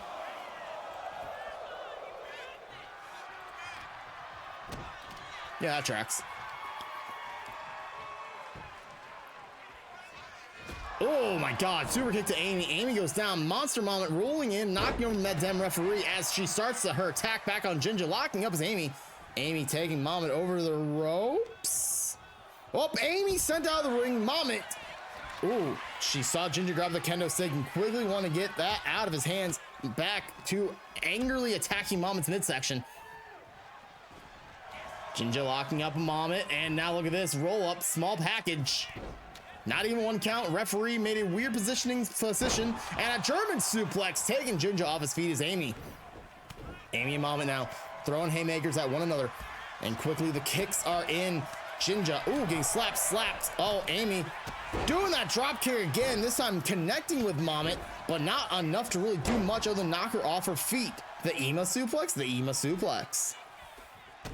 Midsection kick, Jinja wants to do a pedigree onto Mommet. Oh, Mommet gonna feel that one. Belly to back suplex takedown. Jinja doing the smart thing, rolling out of the ring. Amy taking the capitalization opportunity, going for a pin on Mommet. Ooh, only a one count. Kicked out. Jinja did not break it up in time. Oh, another Ema suplex by Amy onto Jinja. Ooh, kick to the head. Midsection kick. Jinja going for the stomp. Oh my God, he put his heel in the back of Mommet. That was a vicious stomp. I think Amy broke up that pin that time. Amy now dragged over the corner by Jinja, slammed hard in the corner. Jinja turning around. Jinja lifting Amy up, putting her up on the top rope. Ooh, chop block attempt by Mommet. Mommet Jinja sidestep Mommet. Jinja, oh my God, springboard into the ring. Amy now perched on the top rope. Amy just watching the pin happen. Oh my God. Ooh, punch the face. Perfect. Another Ema suplex onto Jinja. That's a third one. Amy focused in. Ooh, missing it. Oh, single leg drop kick takedown. Chop block to the front of the knee. That's even more dangerous than the back of the knee. That's how you tear someone's ACL and MCL at the same time. They know I'm watching. I want to show off. And they want to show off just for you, Ema. Oh my God, beautiful axe kick by Amy. This time hitting a little bit of an angled suplex. Jinja Jinja's back is starting to hurt from all that. Amy, kendo stick in hand, dropped it. Mommet, oh, got drop kicked. Ooh, as you're asking the real questions. Chat, do not judge me for drinking directly from the 2-liter of soda. I don't have my water bottle at the moment.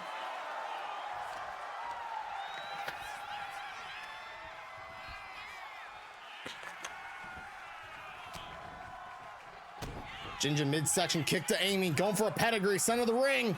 Oh my God. Jinja, oh God, sling blade.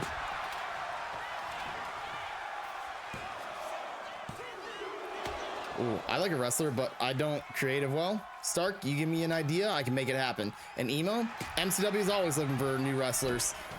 It's definitely not a once-a-year thing. You just let me know how you want your wrestler to be made, and I'll make it for you.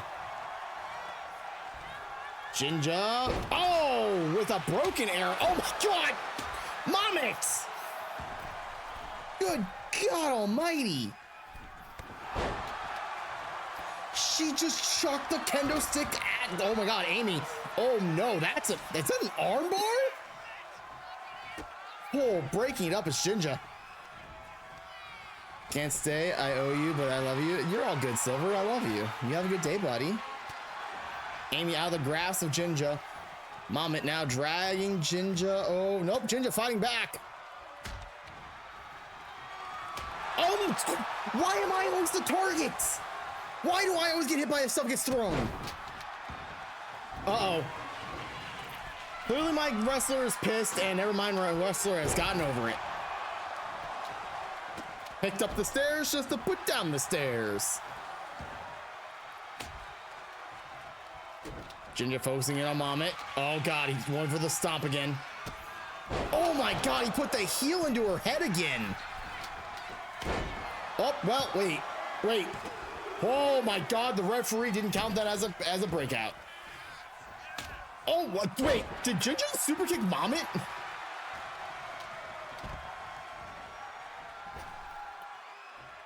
Oh, beautiful spinning backbreaker. Uh-oh. Jinja with the kendo stick, and oh, well, that kendo stick's finally broken. Oh no. Yes! It's back home where it belongs. Rigged. I wish it was rigged. Then I'd be the world champion, not the multimedia champion. Jinja now a two-time multimedia champion, holding the title proud.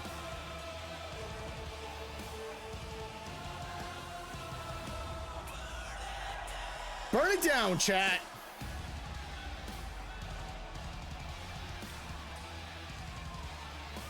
The Aura farm paid off. Background music. Nailed it. Ladies and gentlemen, congratulating Jinja on reclaiming the Multimedia Championship. That title will be defended at some point down the line. Who knows where and when? I know where and when, and I don't remember the name of the event that we're doing.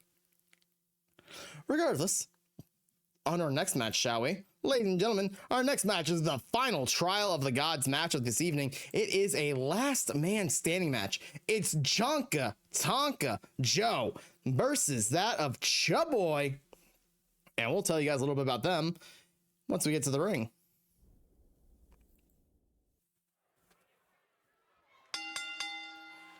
The following is a last man standing match for the Trial of Endurance in the MCW Trial of the Gods Tournament.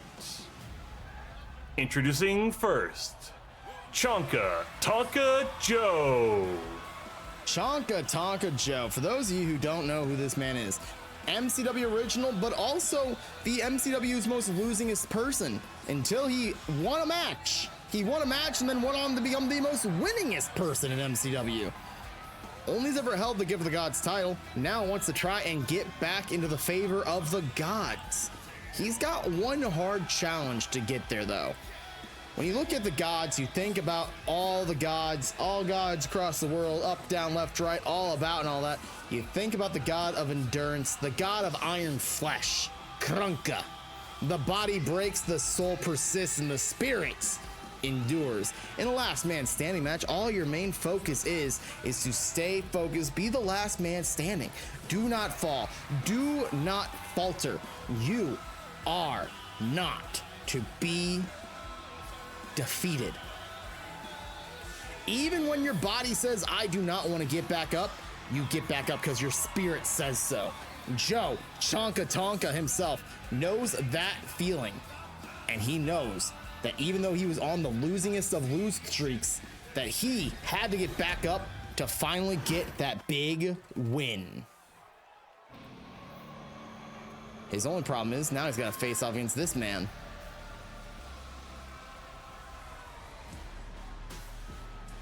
We talked about how Azure was trying to outsmoke everybody earlier. Chaboy. Chaboy. The man is a very powerful sorcerer. And you better believe that he is walking down the ring as high as a kite. Most people understand that Chaboy doesn't do it because he loves that feeling. He does it so he doesn't feel the pain that he causes himself or his opponent. Tonight, Chaboy in the ring with what can only be described as a Neanderthal. He doesn't want to feel the pain that is coming from this fight. The man is roughly half the size of Joe, and you better believe that Joe will eat him if he needs to. Chaboy has been known as a fighter. Gamba is live. Gamba, Gamba, Gamba, Gamba, Gamba.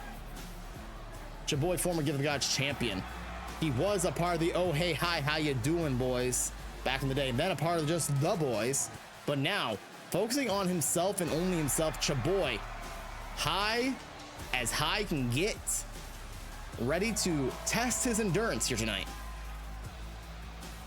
Krunka stares down on this match, and Krunka will pass his favor on whoever can outlast the other. Chaboy, also a MCW original, back on day one, won his match on day one, but could not fever the folly. Man has been on a rough streak of matches in general, but tonight could be the difference maker for him. Could Chaboy win his match here tonight? Better sit back and watch. That's right, we happened it. Yo, it's happening.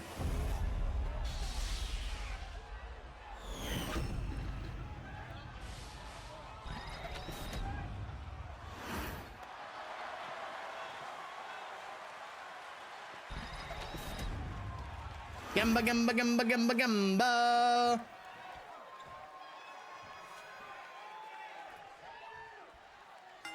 Mr. Referee stepping in for Madam Referee once again. Chop block to the knee. Oh, this is what we're talking about. The size advantage Chonka Tonga has over Chaboy. That chop block did essentially nothing. Big punch to the face. Stomping away at the ankle. When we started MCW, Chonka Tonka, like we said, went on a 0-10 lose streak. To then progress to a 0-13 lose streak. Big crossbody splash onto Chonka by Chaboy. The man was just feeling like he couldn't get a victory, but somehow, some way, got a victory. Went 1-15, and then all of a sudden it became 15-15 very quickly. Joe pushing away at Chaboy. Chaboy punching into Joe's face. Chaboy kind of scared of the fact that Joe did not even flinch from these hits. Joe is just a behemoth. Uh-oh. Well, Chaboy is feeling it now. Thank God he's high, otherwise this would hurt a lot more than it probably does. Joe off the ropes. Chaboy taking down Joe. Stomp in the midsection. Chaboy bouncing off the ropes. Going for a big splash. Well, I wouldn't want to call it a big... Well, all right, that was a big flop. Chaboy lifted up by Chonka. Chonka taking over the corner, dropping him top rope into the corner. Snake eyes. Midsection kick. Joe knocking Chaboy back down. Oh my gosh, Joe is powering up, it looks like. Oh, punch to the face. Oh, looked like Joe wanted a test of strength and a little bit of punch off, but Chaboy just kind of didn't want any of it, it looked like. Jumping up, leapfrog. Chaboy turning around, twisting all around. Neck breaker, taking Chaboy to the limit is Joe, but Joe down after a leg drop springboard.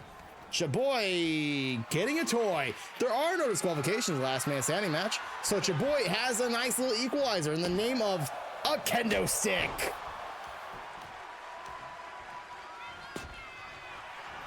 Oh, woo, one for a big clothesline. Chaboy ducking out of it. Side effect.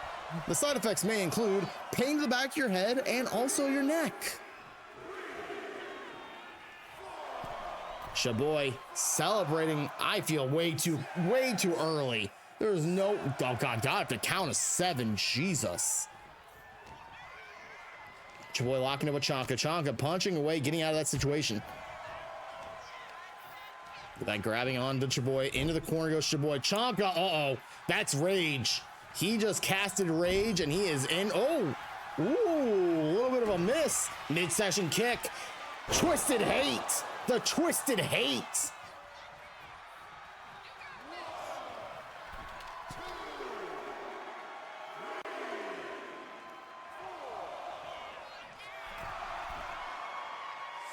Chaboy up on that top rope, celebrating up to a count of 7, count of 8. Ooh, Joe getting up in time at the count of 9 after the twisted hate. Joe back down after one single punch. Like we said, the determination of Chaboy, he doesn't feel pain. He's too high to feel pain.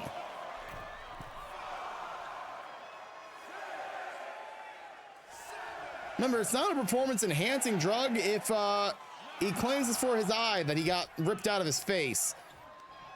It's not performance-enhancing. It's to help him not have to deal with it. Oh, my God!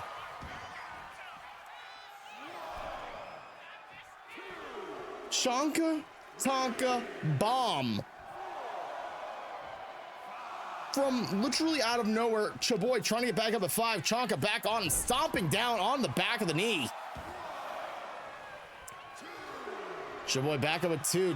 I don't think Joe realized it, but he quickly realized it, actually. Joe off the ropes, punching him right to the temple. Oh my God, looks like he might actually feel a little bit of pain there. Ooh, back up at 2, smart play. Rolling out of the ring to get back on your feet. Oh my God! Joe slamming the kendo stick over Chaboy's head, shattering it. And Chaboy kicking Joe into the corner, starting the count back up. Oh, back up at 2. Chaboy doesn't realize it. Oh, no. Yep, Chaboy realizing it now that Joe is back up at his feet and dragging him over to the turnbuckle. Chaboy, big elbow strike, taking Joe back. Joe up and over the top rope. Oh, my goodness. Chaboy chasing after him just to, like, make a statement, yelling, screaming. Oh, only count of 3. Up to his feet, Joe punching back quick. Uh-oh, try to lift Chaboy. Big knee to the gut, though. Chaboy doing what he's got to do to keep the big man down, picking him back up, scoot him. Side effect. Oh, my God, this time on the outside of the ring. That might do it. Side effects include ouchies.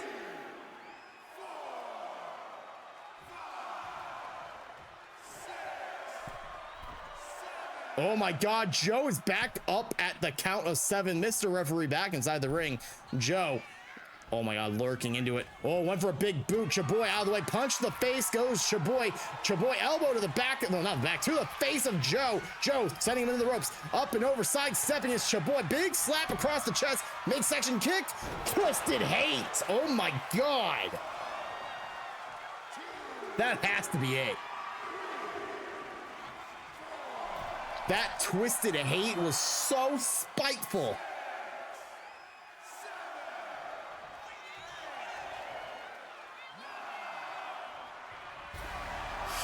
Chaboy making his way to the finals of the Gift of the Gods tournament. Holy moly. Chaboy doing everything in his power to be on top here, getting the favor of Krunka, and making his way to 2 weeks from now in the finale of the Trial of the Gods. Inside that Elimination Chamber of the Gift of the Gods title. Chaboy, just standing, just strong. Background music, please, and thank you. Thank you. Ladies and gentlemen, we now have 3 spots filled for that of what is known as the Trial of the Gods finale. Inside, you will be seeing who will become the one and only known as the Chosen One. The one that the gods chose to be the Gift of Gods holder and beholder and will be. Next week, we'll be witnessing the next 3 matches. I'll let you guys in on a little secret. Those matches include the Trial of the Beast in a 2 out of 3 fall steel cage match. Terry Fay versus Cocaine Bear. The Trial of Revelations, an Extreme Rules match. Dark Siren versus Upgrade. And then in the Trial of Pride, an Iron Tables match. Fod versus Jared. Who will be sealing their spots in the last 3 slots of the Gift of the Gods final? One of them, three, one of those three, well, three of those six. I got there eventually. But right now, our more focus in is what's happened next. It's a hardcore match. It's the hardcore title on the line. Charlemagne defends against Pluto. Will Pluto find what they are looking for and get the $3 that I definitely still owe them? Probably not. But Charlemagne, will he still hold the title? I love that I was confused. I was like, what do I say here? I don't know. I don't have a script at the moment. Where's my script? Who took the script? The following match is a hardcore rules match and is for the MCW Hardcore Championship. Bum, bum, bum.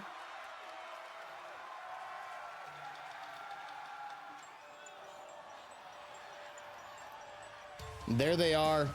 It is Pluto. Fairy Cherry Blossoms making her way out to the ring. Former hardcore champion, has the only person that I can claim has ever answered an open challenge for a title ever, and it was for the hardcore title. She didn't win it during that, but she did win it a couple weeks later in an actual prepared match in a triple threat between herself, Dark Siren, and Charlemagne, to then lose the title to Charlemagne at the final farewell. Now, Pluto wants to step it up and make sure that nobody forgets to pay her $3 for being her audio technical wizard.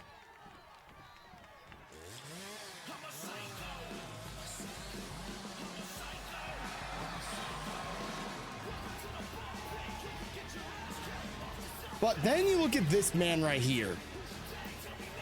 The hardcore champion. He's driving out in a motherfucking tank. I don't know how much more hardcore you need to be than that. This guy, known as Charlemagne, beat the living crap out of Doom Tunes in both an ambulance match and a casket match, to a point where we didn't see Doom Tunes for like a month afterwards. But now, his focus is set on Pluto here tonight in this match. Hardcore rules are initiated. There are no rules. Use whatever you want from underneath that ring. Beat the living shit out of your opponent and pin them inside that ring. So, wait, is it Mr. or Madam Referee this time? I don't know yet. We haven't seen which referee we're getting this time. Which referee we will be receiving here tonight? Gamba, Gamba, Gamba. Right now, your odds are looking good if you predict on Char. Meanwhile, those who believe in Pluto, your odds are not great. You know, you'll be sharing 5,000 points together. Congratulations, or fuck it. I don't know.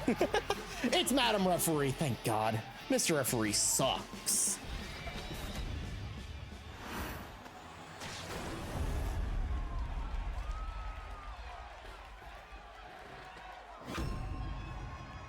Now and then we're gonna hand it off to Azure once again to do our nice little ring announcements. Shall we, Azure?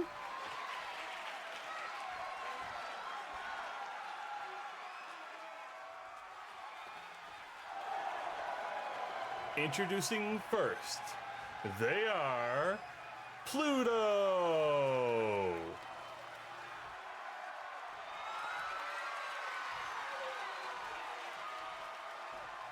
And introducing the hardcore champion, he is Charlemagne. Title on the line. Char does not want to lose that title, and you best believe that Pluto wants to win that title. The hardcore title is coveted. Unification of both the broken title and no limits title when we had the brands combined together in a unification match.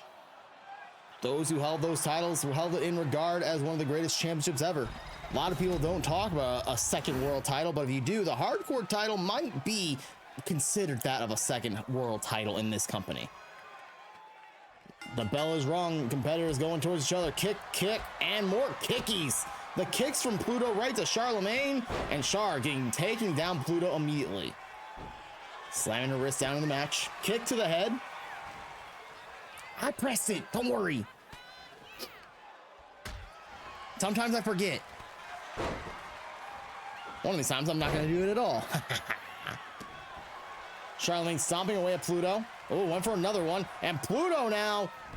Kind of a stiff Hurricane Rana, but she made it hit perfectly. Stomping at the face.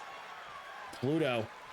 Methodical as ever. Ooh, stopping a kick from Sharp when Sharp was sitting down. Pluto now springing and okay. Well, I don't know what to say anymore. She kind of was doing a little bit of twisty turny, backing around, doing the thing in the corner, and all of a sudden flopped harder than a magic harp using splash. Hurricane Rana by Charlemagne. Charlemagne showing what it's about there with that move. Char trying to break the arm of Pluto. It's methodical and it's precise. Hardcore rules. Oh gosh, Char chasing after Pluto. They roll out of the ring. Charlemagne sledgehammer in hand and chucking the sledgehammer back. Welcome back, Stark. Char sending Pluto back inside the ring. We are getting word right now, but we do understand now that LaRue and Dark Siren have been seen backstage once again. What does this mean? What does it mean? Dark Siren's planning something and I don't like that. She doesn't tell me anything. Madam Referee, get the hell out of the way. Charlemagne dragged over by Pluto. Pluto sliding out of the ring. And looks like Pluto wants to grab a toy. Oh, that's a pretty big toy, Pluto. That's a table. Table slid inside the ring. Charlemagne leaving the ring. What is Char doing? Oh, Char, no, he does want the sledgehammer. Pluto! Oh, Pluto kind of wanted the sledgehammer in a little less of a way than that. Ooh, Char sidestepping Pluto. Grabbing on Charlemagne, lifting up into atomic drop. Going for double legs to the midsection. Charlemagne lifting Pluto right back up, locking it in and sending Pluto inside the ring. Charlemagne knows one thing. Being the hardcore champion means you don't have what's known as a champion's advantage. In a hardcore rules match, there are no disqualification, no counts. That is our first pin of the night. Our match, I should say. Kick out of 2. Charlemagne doesn't have the champion's advantage most champions have. He can lose that title in any which way possible. Salida del Sol. Charlemagne taking the table that Pluto brought in the ring. Hardcore rules means no disqualifications, no countouts. There is no champion's advantage, and Charlemagne has been, quite frankly, not worried about that in the slightest, because he's been definitive no matter what he does. As Pluto connecting with all those kicks, and, well, I don't know what just happened there. She's just launching more hits, and look at that, Poison Rana! Hitting it perfectly, spiking it onto the ground. Charlemagne punching Pluto right in the jaw. They are gonna feel that. Big back body drop. Charlemagne tripping over. Oh my God, Pluto with another Poison Rana, knocking the table off its legs. That's a 1 count, not a 2 count.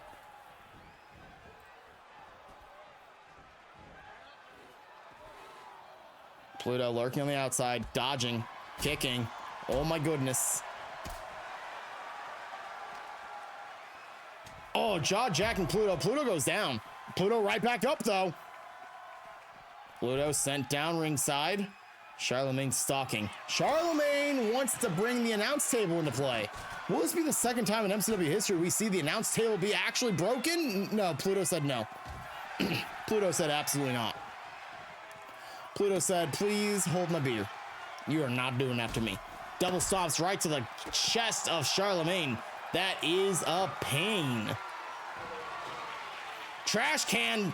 Pluto telling Charlemagne where he belongs. In the trash. Oop, double knees missing the face of Charlemagne as Pluto locks up and gets sent back inside the ring. Charlemagne sledgehammer. Oh, that is a sign of someone desperate. Chucking a sledgehammer at someone is not okay. Charlemagne stalking on the outside of the ring. He's getting those steel steps. He's bringing in the steel steps at that. Oh, this could be interesting. Kick to the, here we go. Initiating a duel. It's the slap versus slap off. Charlemagne stopping that one. Pluto stopping that one. Charlemagne in trouble. Pluto ahead with one slappies to the titties. Oh my God, Pluto getting ahead of herself. Getting punched, slapped, kicked, tickled. Aroused? Aroused? No, I don't think anyone's getting aroused. I think they're getting hurt. Pluto taking down Charlemagne. Look at this. Is that a... Madam Referee, get the hell out of the way, please. I don't know what's happening. I can't see what's happening. Referee, move your ass.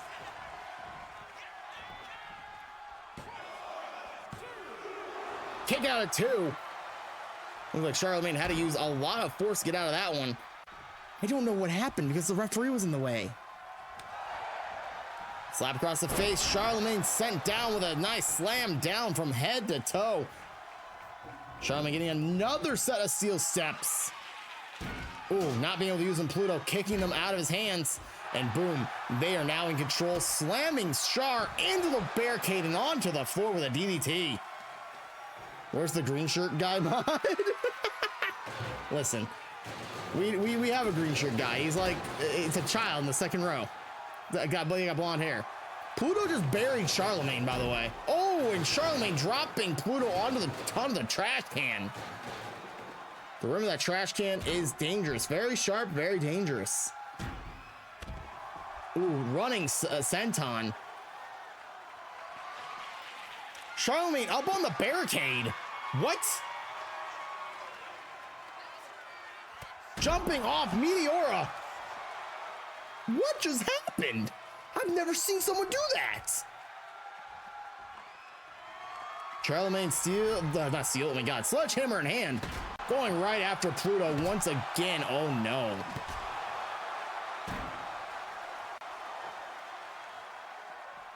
Oh, Char driving his knee into the head of Pluto, running into the steps himself. Could play into this a little bit? I don't know. Charlemagne seems fine. Oh, but Pluto seems fine too. Oh my God. Hurricane Rana Pluto.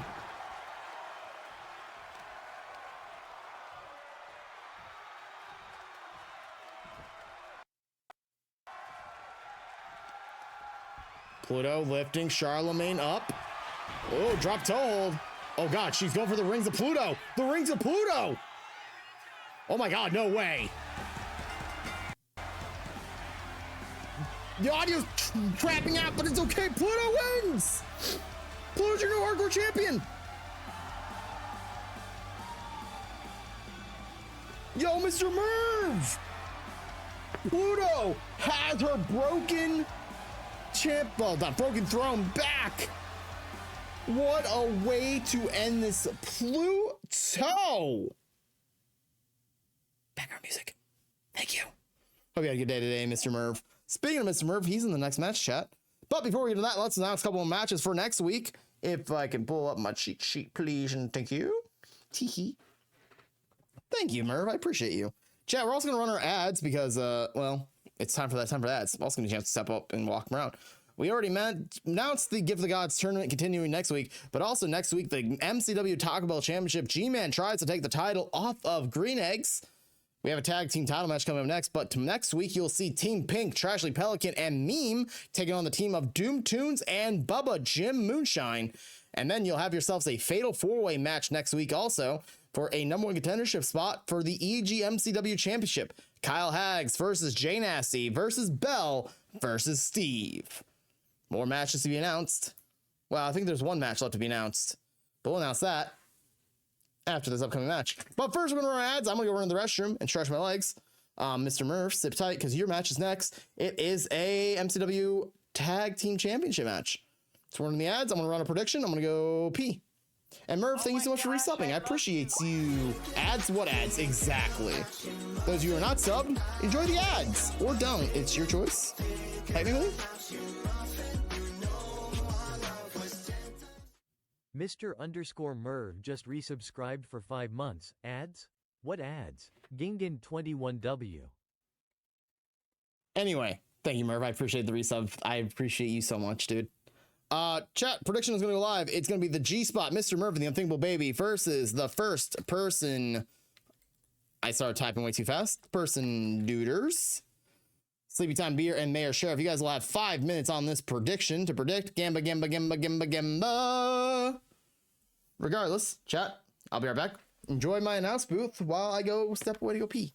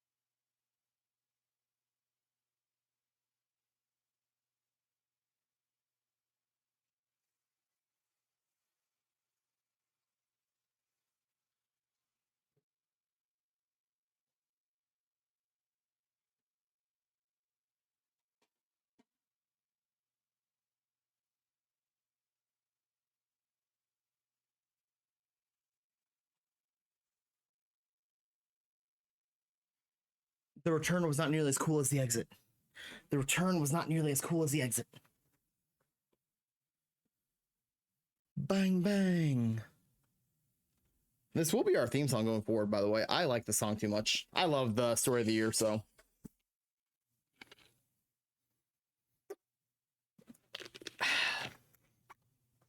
I was needing water really badly, too.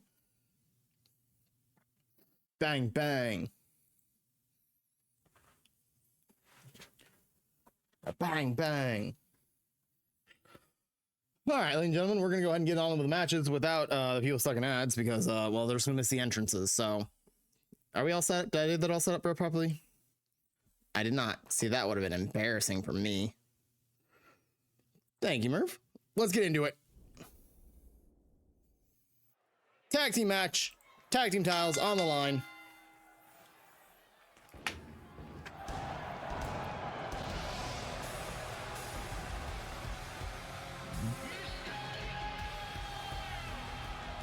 There they are, the G-Spot, the Unthinkable Baby, and Mr. Merv, the true brute force known as the G-Spot. G-Man hired these two to be definitive destructions for himself, and lately, they've been off of their game, losing the tag titles at the Final Farewell, and on top of that, they were unsuccessful in that War Games match over MCW this past Friday night. Does that cause them to want to bring more mayhem here tonight? Is their focus here tonight in this match, or is their focus more the fact that, hey, we lost, we need to find a way to bounce back? Caribbean's tag team in the EGMCW leagues, it's true. Not just creepiest, the most dominant two-time MCW World Tag Team Champions. Unthinkable Baby is a 3-time Tag Team Champion. But let's see if they can become a 3-time, 4-time.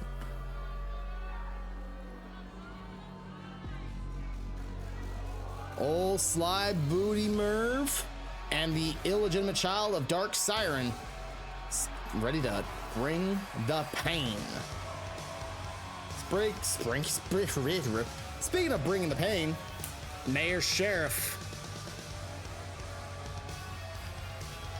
doing what he can do. The crowd seems to not be a fan of Sleepy tonight. They were cheering a little bit with Mayor, and then Sleepy, they started boo. What did Sleepy do?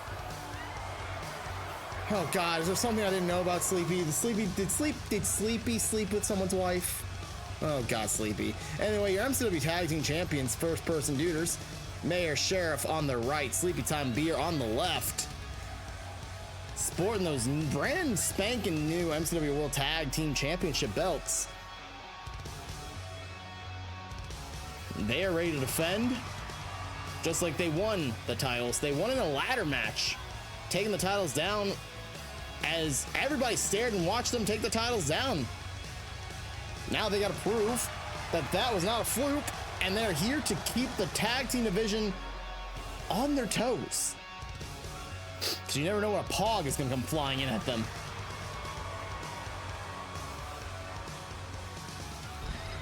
Now, unlike normal MCW tag team rules, this is going to be a traditional tag team match, not a tornado tag team match. We're testing the waters a little bit, I'm not going to lie to you. The test the waters following a little tag bit. team match is scheduled for one fall and is for the MCW World Tag Team Championships.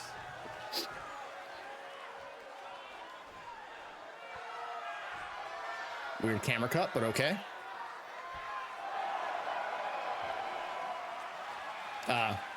Azure. Introducing first, Thank you. the team of The Unthinkable Baby and Mr. Merv, the G-Spot. Well, awkward camera angle, thank you. The baby being so much taller than Merv, it was the true problem there. Thank you, cameraman. And their opponents, they are the MCW World Tag Team Champions, Mayor Sheriff and Sleepy Time Beer, the First Person Duders. The Duders are here. They're ready to make a statement. They won their match against the great minds at EGMCW, but now you have to wonder, is that a momentum shift that they need to have? Or would Love losing done them better? We're going to see what happens after EGMCW, if it truly matters or not. A win or a loss going into your next match after. This is a true statement right here. Duders win, it proves winning at EGMCW might matter. They lose, it might show that losing at EGMCW, oh my God, mattered more. The baby just drop kicked Mayor. May already in trouble. The baby is pissed. There is a definitive statement being said and shown right now. The baby sending Mayor into the corner of himself and Merv. Merv and him watching him off the ropes, and look at that double big body drop. Even though a loss in War Games was at play, it looks like we may or may not be seeing a true cohesive unit in these two in tag team action. And look, Mayor capitalizing on the situation known as the most educated legs in all of MCW. I was told by Mayor that I need to make sure to say, make sure you are picking, hang on, where's the sheet of paper? Thank you. Make sure that you pick up yourself a pair of Levi jeans. Right now, you can probably get them at a pair at Old Navy for roughly an amount of money that I cannot say because this is not an actual ad read. But due to the fact that Mayor Sheriff is sponsored by Levi's, grab a pair of Levi's today. Or don't. It's not up to me. The man doesn't pay me to read those. But he made sure I told you guys that. As Sleepy starts to swing for the fences up against Merv, and Merv sidestepping. Sidestep goes Sleepy. Sleepy now, big arm drag throw, taking down Mr. Merv, and he's starting to roll him over. Oh, the baby breaking it up at one. Interesting play by the baby, breaking up the pin this early. Seems like an early breaking up. He has no faith that Merv is going to kick out or something. Merv sent to the corner. Sleepy sending him over there. Tag made by the Duders. This Mayor and Sleepy lifting up Merv up to the top rope. Oh, that's not great for Merv. Avalanche suplex double style off the top rope. Mayor up the ropes. Oh, beautiful shining wizard taking down Mr. Merv. Ooh, kick out at 1. I think that alone just proved that the baby may have broken up that pin a little prematurely because Merv was able to kick out at 1 even after all that damage that they just did to him. The baby over animated in the corner as Mayer starts to kick away at Merv's face. Top rope goes Mayer. Are we going to see that educated leg drop? Oh, I don't think it's it because he normally does what he's laying down. Mayer cross body.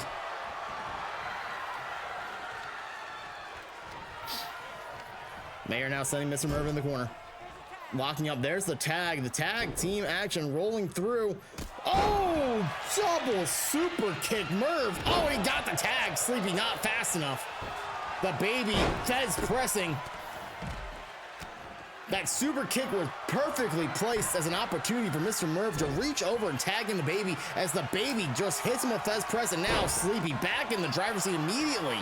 Oh, the baby in trouble. Sleepy now standing on the foot, stomping on the ankle area. Sleepy is determined to take the power of the baby out with taking the legs out. Scooping up the baby is Sleepy. Sleepy now, oh, sleeping over it. Holy moly, a suplex. I think someone's ringing the alarm clock. Oh gosh. Someone hit the snooze button. The snooze driver has been hit. The snooze button slammed hard by Sleepy Time Beer. Into the mat goes the baby head first. Oh, Merv breaking up and before even a 1 count. Ooh. Doing exactly what the baby did to him, preventing him from even having a chance to try and kick it out on his own. But now Sleepy going for the beer bomb. Beer bomb connected. The baby tagging in Merv. Smart play. Ooh, big elbows to the side of the head. The baby out of the ring by Merv. Beautiful suplex. Full Nelson suplex. Taking down Sleepy Time Beer. Sleepy now back to his feet. But now, ooh, side step. Nice duck under of the punch. And ooh, big knee. Oh, baby, a Poison Rana. Merv perfectly placed Poison Rana, sending a statement out there to that man known as Sleepy Time Beer. And Merv, oh, he looked right at Mayor Sheriff as he did that. I think he basically was saying to Sheriff that, hey, you may have educated legs, but look at what my legs can do too, buddy. Oh my God. The Area 51 has been hit.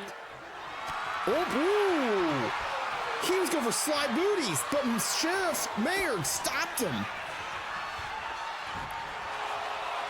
I don't know what Merv was thinking, trying to set up the old slide booties over in that corner where Mayer was ready to go. Well, this is interesting. Merv power bombing Sleepy in the corner. Big kick by the baby. Perfectly put together there.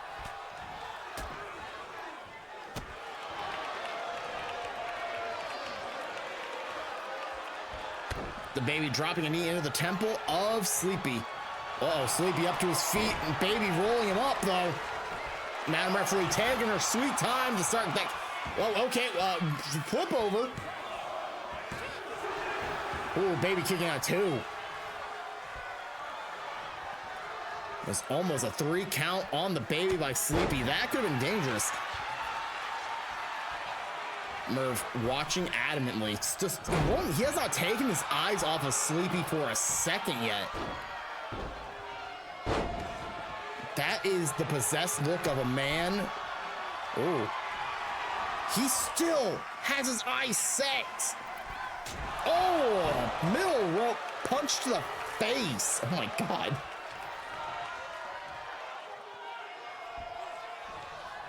I don't know what is going on with the baby. Just letting Merv. Oh, nope. Baby stopped it. Uh-oh. Ladies and gentlemen, this is what you call vintage baby. The year is 2024. The baby is only a year old. Vintage baby. Remember, formula sometimes expires, so make sure to check your formula if you have newborn babies. You don't want to feed them awful, terrible expired formula. Ooh, Sleepy punching away at the baby. Nice. Oh my God, the strength of Sleepy Time Beer right now. Those are beer muscles if I've ever seen them. Ooh, kick to the face. Sleepy getting, was starting to get mollywopped by the baby, but quickly a nice hip toss, sending the baby down. Up, scooped up on the shoulders. Oh, Samoan dropped the baby. What has the baby got? What is the baby doing? Oh, baby driving the knee into the side of the head of Sleepy once again. And another Fez press.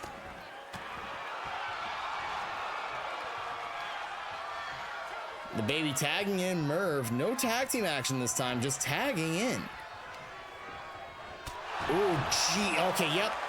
The determination of stare down at Sleepy Time Beer is now in full force as that knee was driven directly into the chin like nobody's business.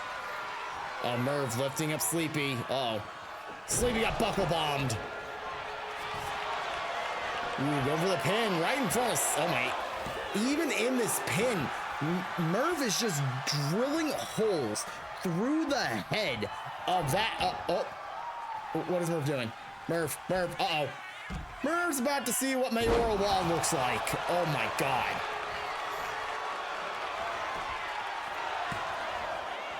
Oh, the baby wanted to come break it up.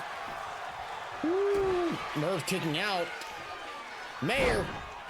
Oh, my gosh, look at this. Double underarm hook suplexes into a face buster.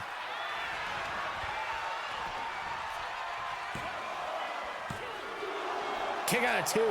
The baby didn't try coming break it up that time. That's odd.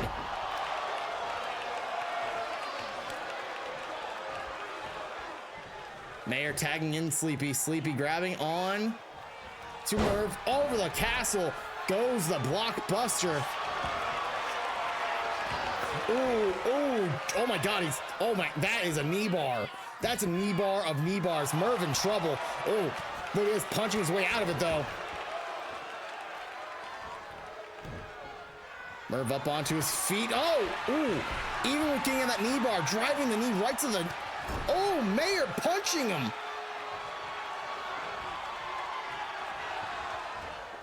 Oh, what are you...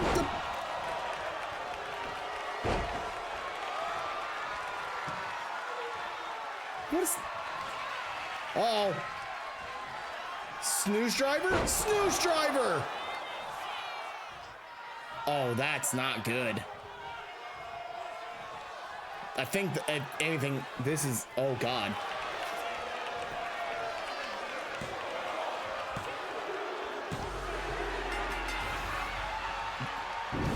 Why didn't the baby break it up?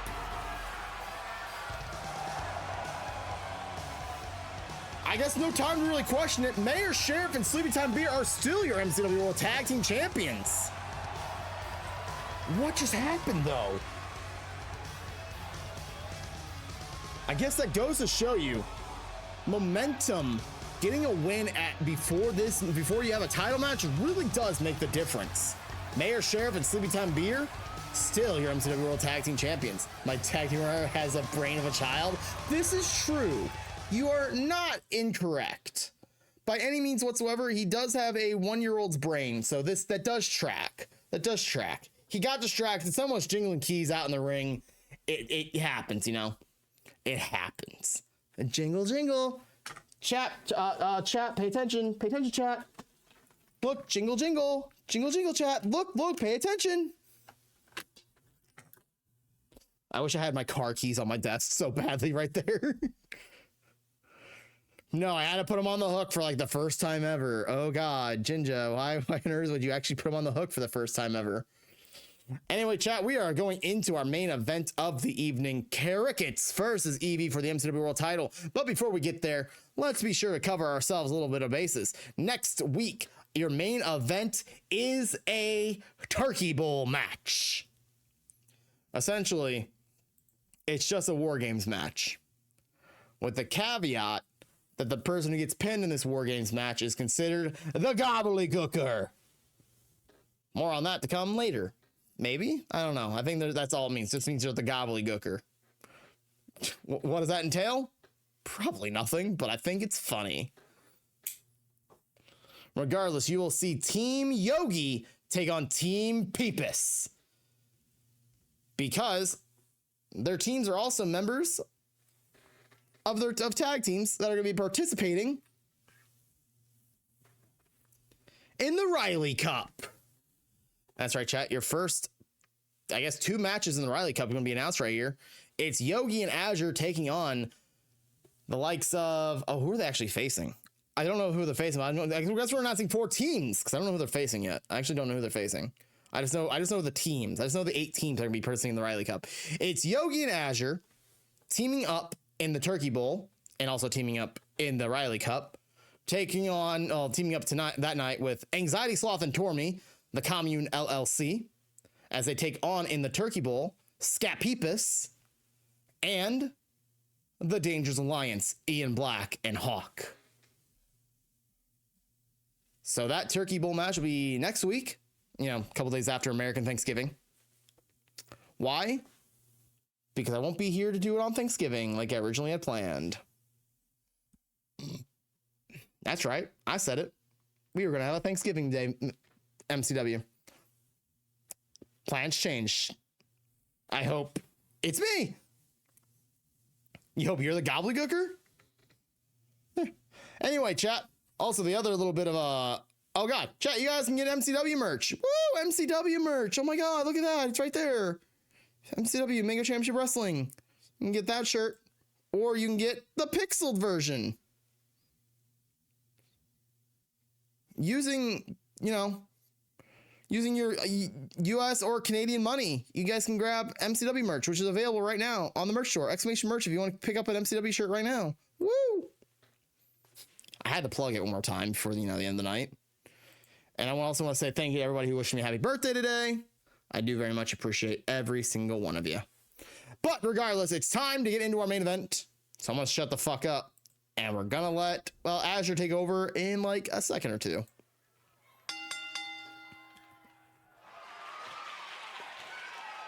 No, we appreciate you, Mr. Merv. We thank you and we appreciate everybody. I don't know why I said we... I'm tired. I should not have gone to work today.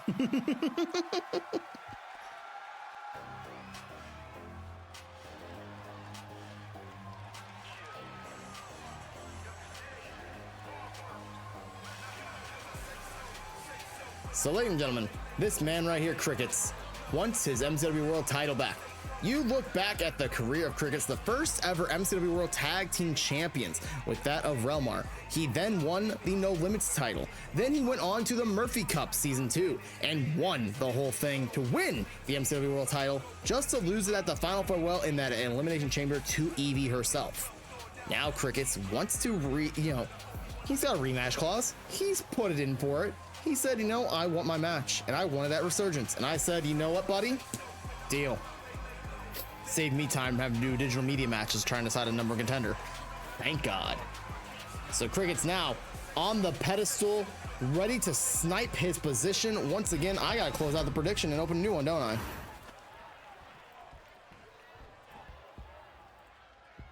Duders. Prediction is going up in a mere moment. Evie's entrance is super fucking long, so I got plenty of time.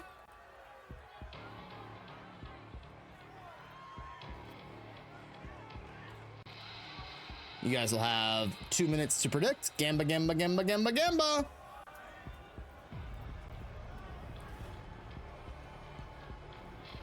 You look back at the storied career of Evie. Once human, winning matches left and right, and then earned an opportunity for the MCW World title.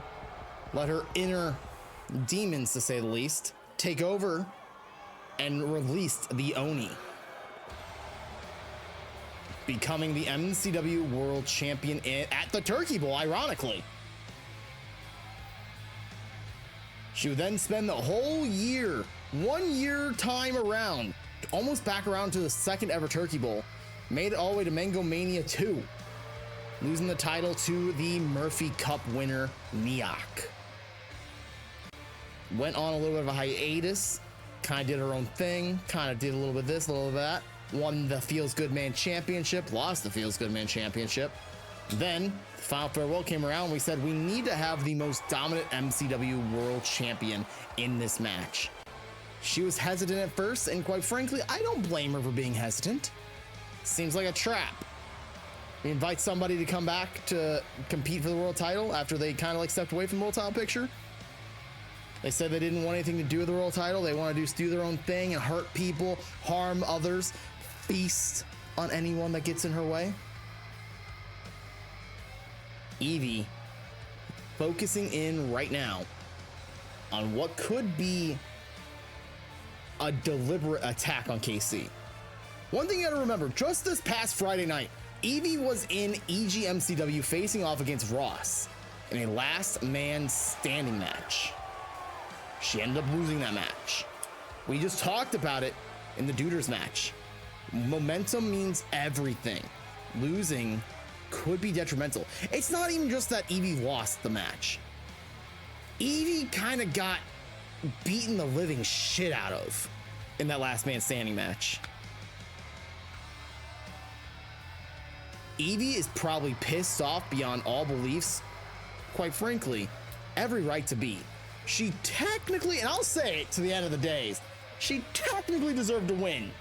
That referee was crooked in everything. Zoe!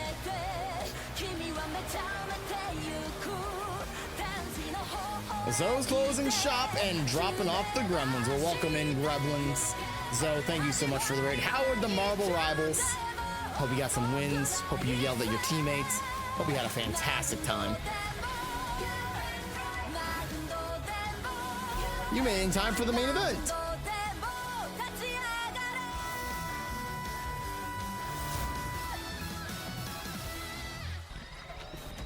The Zone Raiders, you guys know me. Hi, The following match is scheduled for Azur's one talking. fall and is for the MCW World Championship.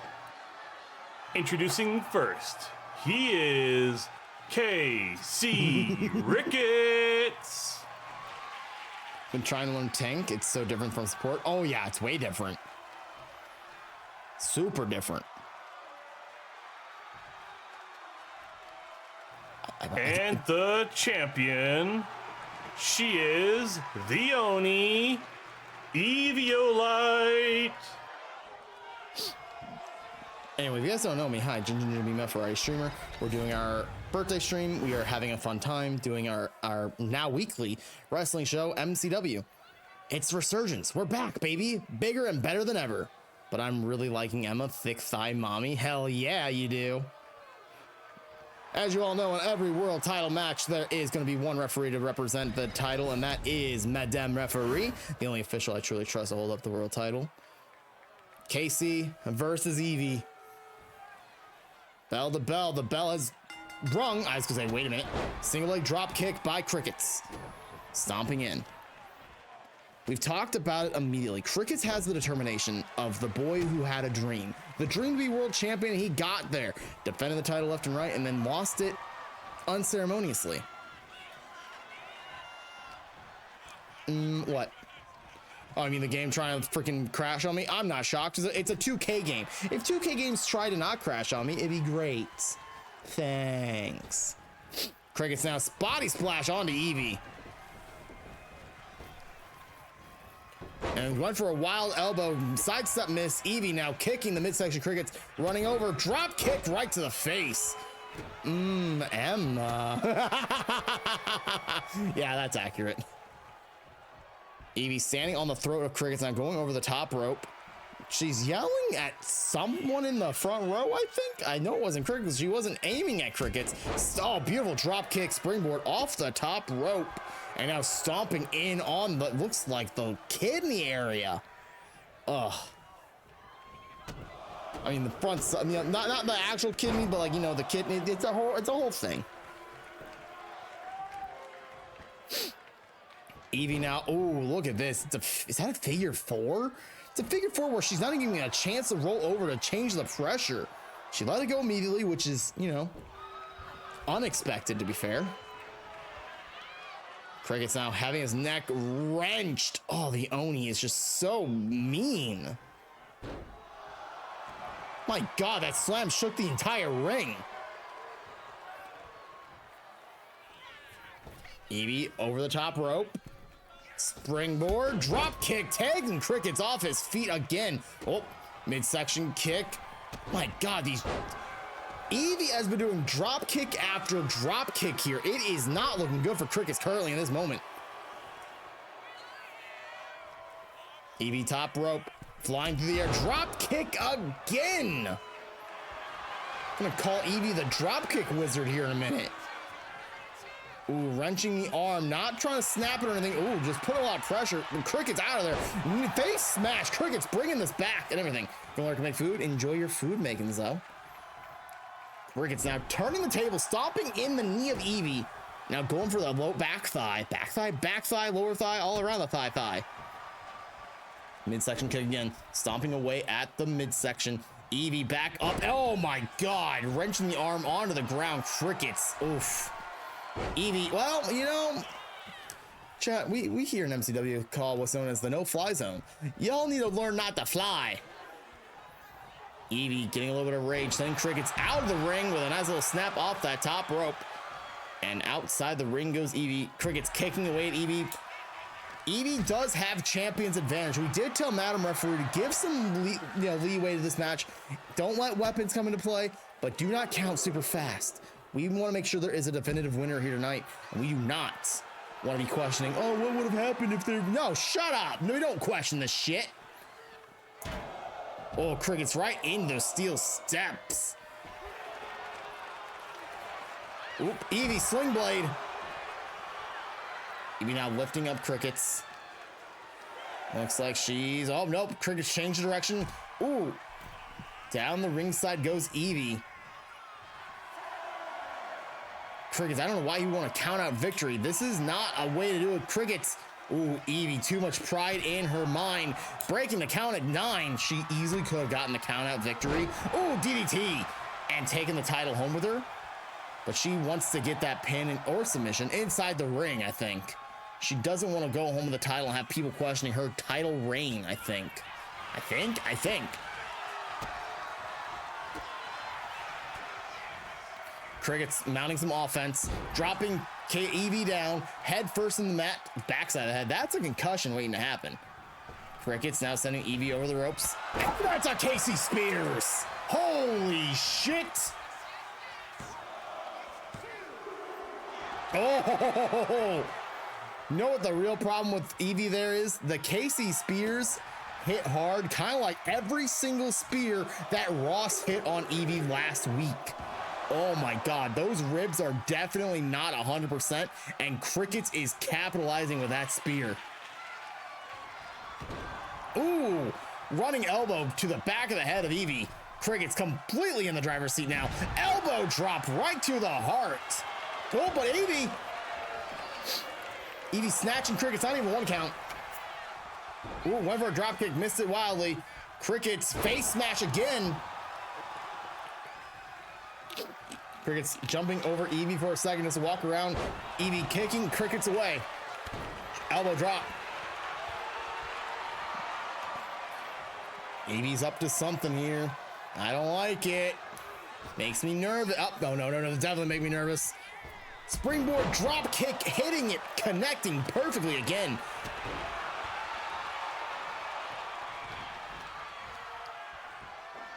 Evie stomping at the wrists of Crickets. Oof. Sound like a Torkoal for a second. Oof. Evie standing on the throat of KC. KC rolling over a little bit. Lock up. Evie dragging KC over the corner. Face first goes Crickets. Crickets up on the top rope. Kick to the chest. KC mounting an offense. These flurries of punches. Oh my God. Oh, here we go. I don't know if you want to be in a strike off against Evie, but if there's somebody who can match the strike off, it might be KC. Well, I may have spoke a little too soon. Oh, Evie telling him to hit. Oh, here we go. The slugfest is in. Midsection kick. Case-ecution? Oh my God, case-ecution. Oh, no. Roll up.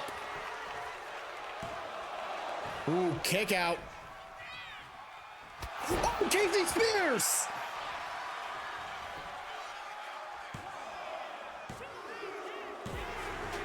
We have a new world champion. Holy shit.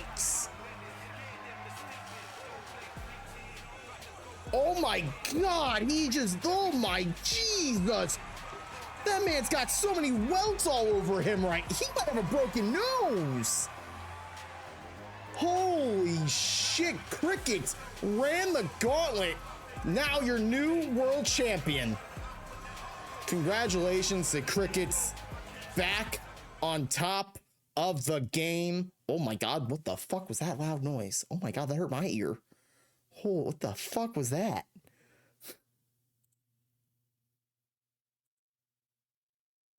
That was such a loud noise. What the fuck?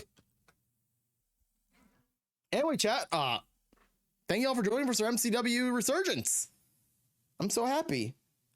We did it. We're back. MCW's back, chat.